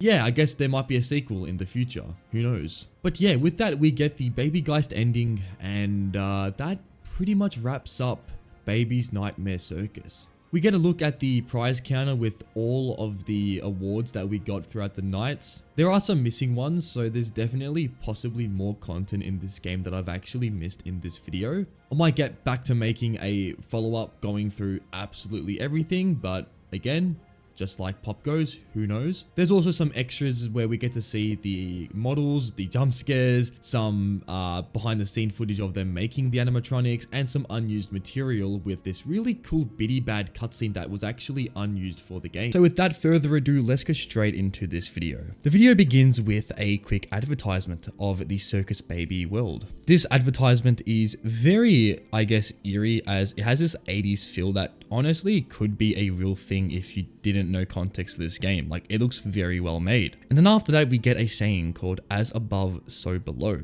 and we get straight into the below section, as this saying has two meanings, the above and below. We then get to see Jason and Blake, who are the two workers assigned to go down into the depths of this pizza world and to deliver the animatronic. Jason is saying to Blake how he's pretty pissed off and has a reasonable crash out, as they're basically making them work down here for not only cheap, but the job itself is extremely exhausting. And not only that, but clearly Willie Afton has made these guys pretty much work for dirt cheap. Bro's crashing out. It wouldn't be so bad if they at least let us use the elevator. Yeah, well, I'm not going against company policy because you decided to skip leg day, pal. Hey, screw you. But yeah, Blake isn't really one to argue and just kind of says, look man, I'm doing the same thing as you, why can't we go down there and complete our job? Jason soon eventually goes with Blake, not after having a little bit of back and forth, saying how this company is if these two knew what was going to await them, they would probably rethink their current situation. But enough foreshadowing aside, we then go down to this bunker-like area. The place is extremely confined, and I can't lie, if I was down here, I'd already be on edge, as this place looks like a test lab. But after that, Blake does a very normal thing and opens the door and enters the room. However, the maintenance panel begins to stuff up, and as soon as we know it, the place is kinda locked down. We then get a quick image of Funtime Foxy, who seems to awake, and all we can do now is pray that Blake makes it out okay. But anyways, the authorization system is holding Blake captive. However, Jason is going to go ahead and grab the key, which they can use to escape. However, it's not long before Blake realizes the severity of his situation, as he walks across the room, he finds a massive glass just shattered. This clearly means something is out of containment, and when Blake realizes this, it all is too late. Oh, What the hell is that robot? Yeah, you're f***ing dead, bro. This is the beginning of the end, as Jason comes to go help his friend. However, the room is still locked, and it's clear that Jason is now only going to be able to fight for his own life. As we look down, we get to see some of Blake exit the door. And after that, we see Funtime Foxy finally get out of containment. Jason is forced to leave the place, leaving all that is behind. And just like Jason was saying before, he had to go up these massive flight of stairs, which was not what he was wanting to do. However, as he was running up the stairs, it appears that the stair falls, and then we fall to our death.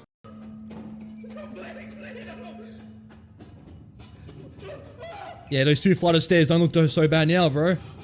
Climb those. Oh,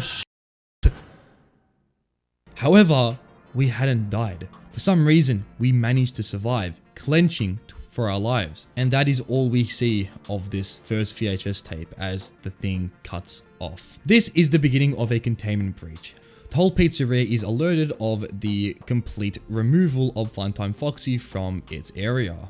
However, the admin decides to override this access, which is clear that whoever is operating this place clearly is not afraid or upset that this has happened. We then cut to a time skip where a little girl is going to go ahead and enter the hide and seek section. The place is closed off, so clearly the company doesn't want anyone in the slide, but the little girl goes in the slide nonetheless. And with that, we get to see the absolutely confined space that is this tunnel. It's pretty much a average tunnel that you will see at like a theme park. It's just a massive hole. However, something is off about this tunnel as it appears to be too quiet. And as we know, when things are too quiet, usually that's a sign that something is there. And the further we get into the slide, eventually we find what that thing is. Two eyes can be seen, and with those eyes, we can then make out that this is Funtime Foxy. Funtime Foxy begins to talk to the girl and says,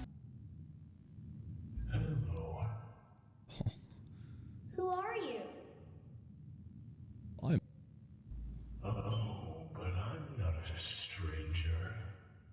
I know you, and you know me. You're my friend. Foxy? See, I'm not a stranger. I'm sorry, you gave him the most terrifying voice. To be out there on the stage. No.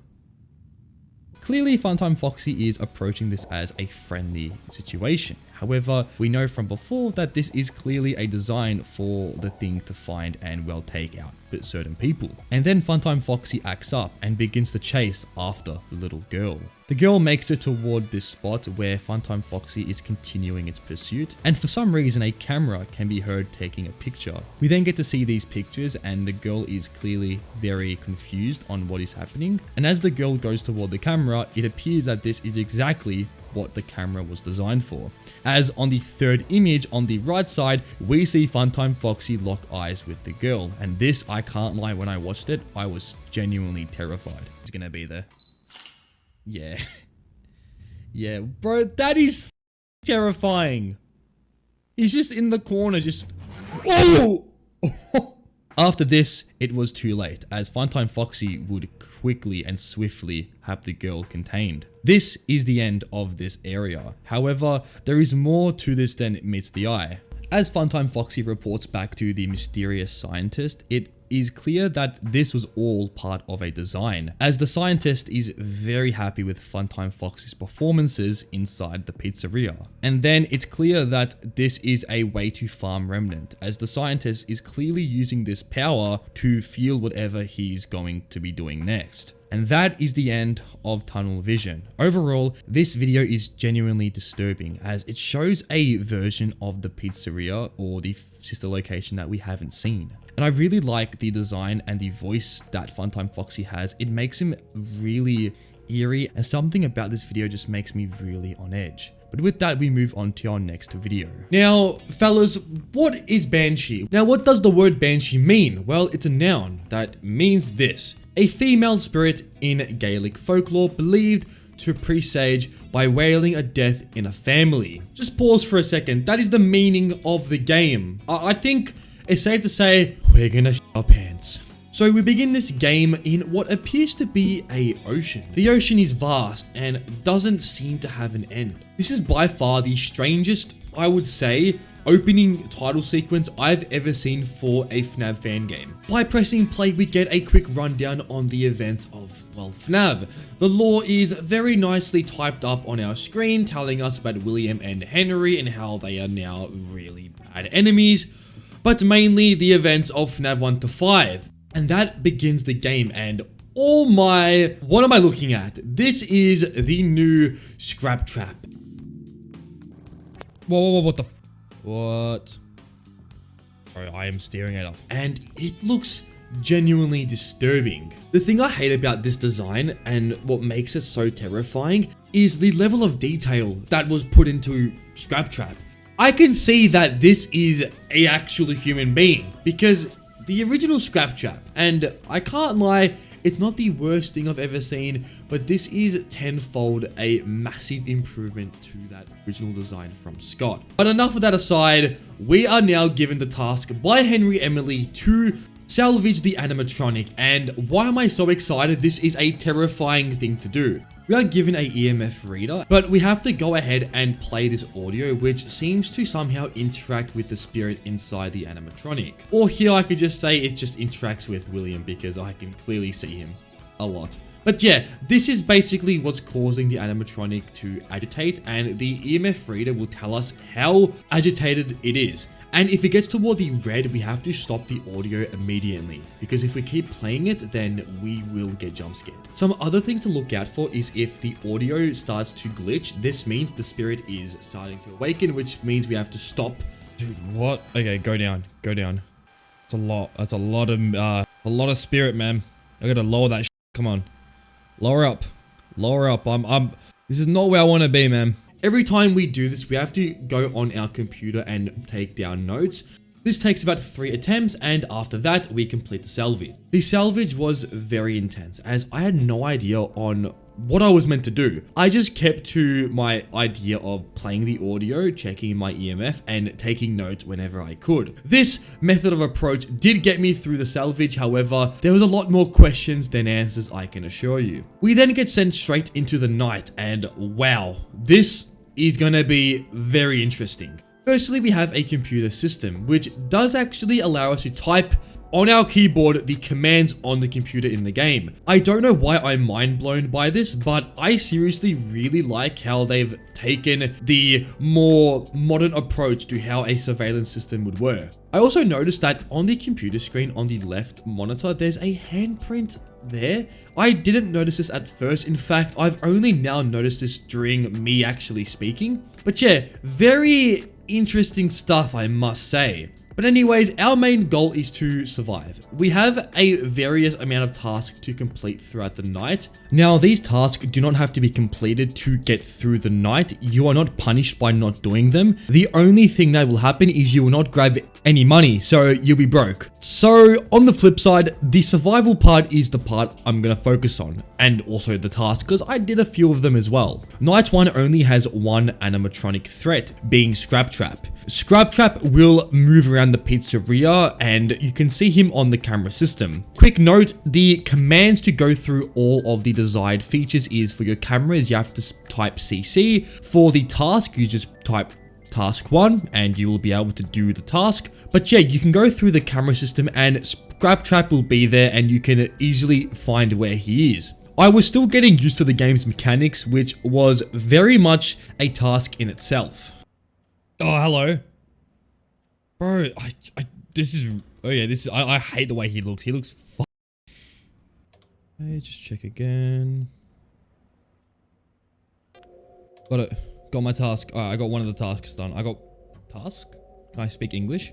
Throughout the night, Scrap Trap will appear outside your door, and if this does happen, you have to immediately go and check on Scrap Trap. If you do not do this, then you will get jump scared. So as soon as you see that tall motherfucking skeleton at your office, you're required to look at him. Also, looking at the design, he kind of looks like he wants to, you know, be chill with us, but at the same time, yeah, no. We also have to complete tasks which aren't that difficult. The first task is you simply have to find the difference in the 2 different texts on your computer screen. You have to go through each text and see if it's the correct thing, if it's matching. If it's not matching, you have to press N. By going through 8 successful attempts, you will have completed this task and you would move on to the next 3 tasks. Task 2 is just going through documents and you're basically disclosing them. If you actually accept the document, it will be like gone to the company, and by pressing no, it gets wiped. Some of these texts are pretty disturbing. It goes through the bad stuff with Fazbear Entertainment, which is a lot. Most importantly, I don't know, Springtrap, there being something in this back room, stuff like that. Nah, the company, we don't want that going to the public, so that gets wiped. And the last 2 tasks you can do is just, you have to match the text on your screen. The tasks don't sound hard on the surface, but with the imminent threats coming at you at all angles, it does make things very difficult. The last mechanic in the game is a very interesting one.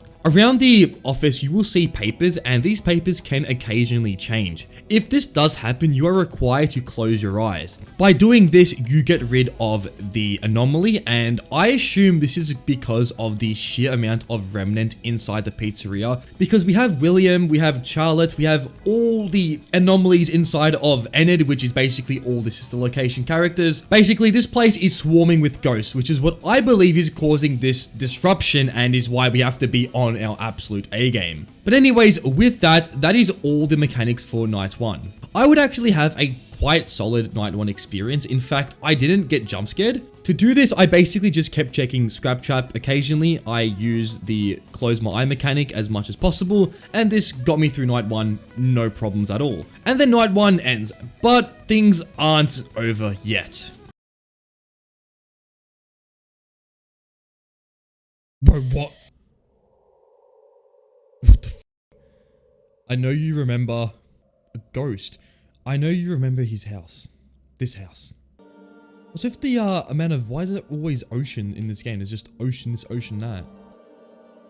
Oh, shit. Bro.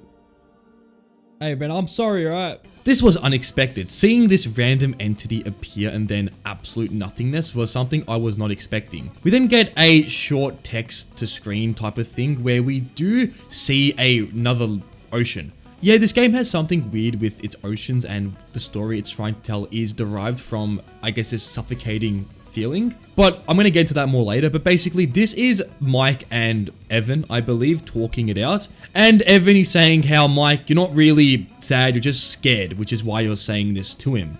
I find this very sad, this whole talk, as if you don't know the FNAF lore, this is brother to brother speaking. But yeah, with that, we move into our night 2, which does give us a new salvage. And yeah, it is Enid, and oh my, this is by far the most disturbing Enid I've ever seen in a FNAF game. Like, bro, like, this is insane. We can even see the other animatronic from sister location on Enid. Like, I don't know if this is Funtime Foxy, but we can see a face on its endo. But yeah, going through this with Enid was absolute nightmare fuel, as I was on edge, especially looking up and seeing this menacing character looking back at me. I would get through the salvage quite comfortably, although there were moments where I was very much second guessing if I should stop the audio. But yeah, that puts us straight into night 2, which is now going to be accompanied by 2 animatronics.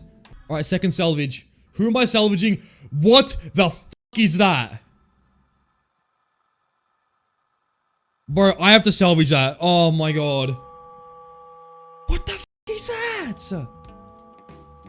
Enid is an absolute menace, if I'm gonna put it lightly.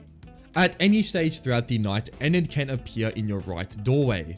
If Enid does this, you have to stop what you're doing and find him. Let's go. Whoa!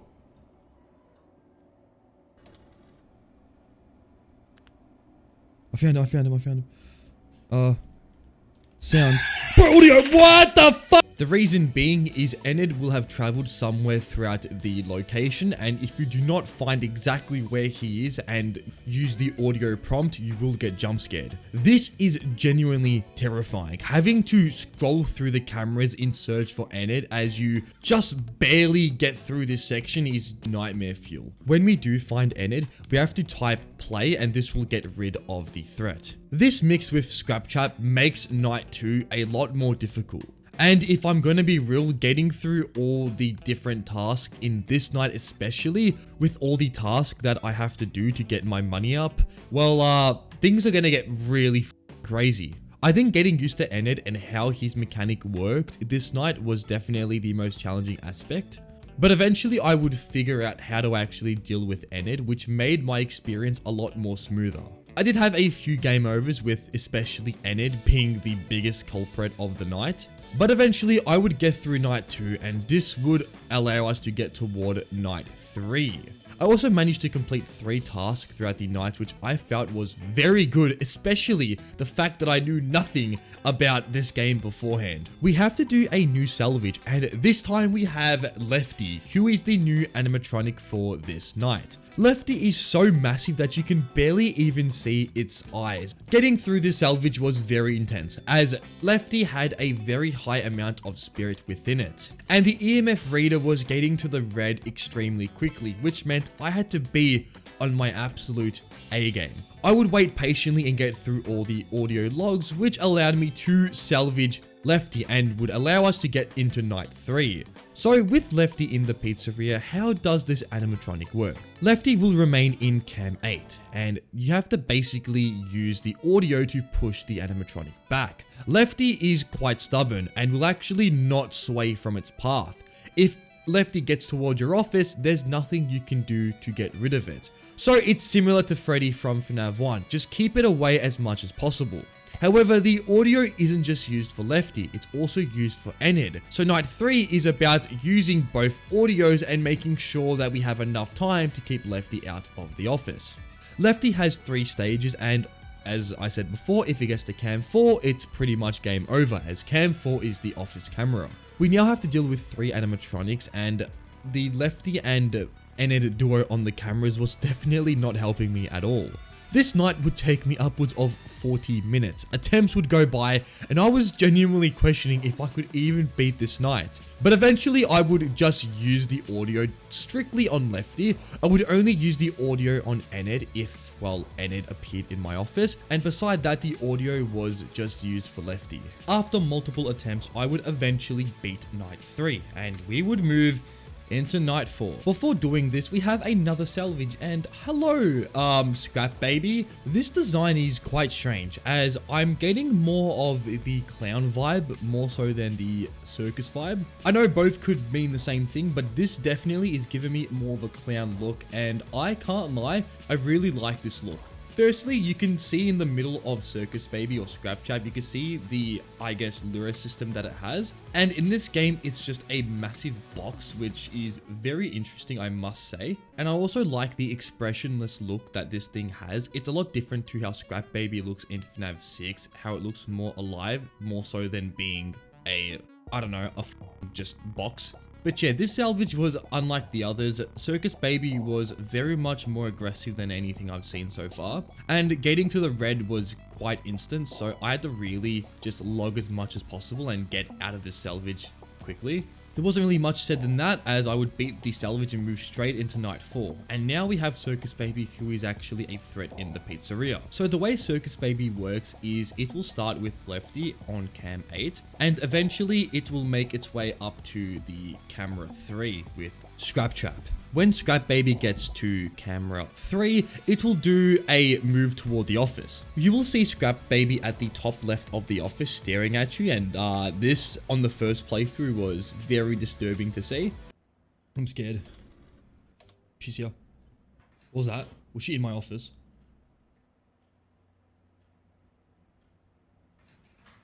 I swear she was in my What?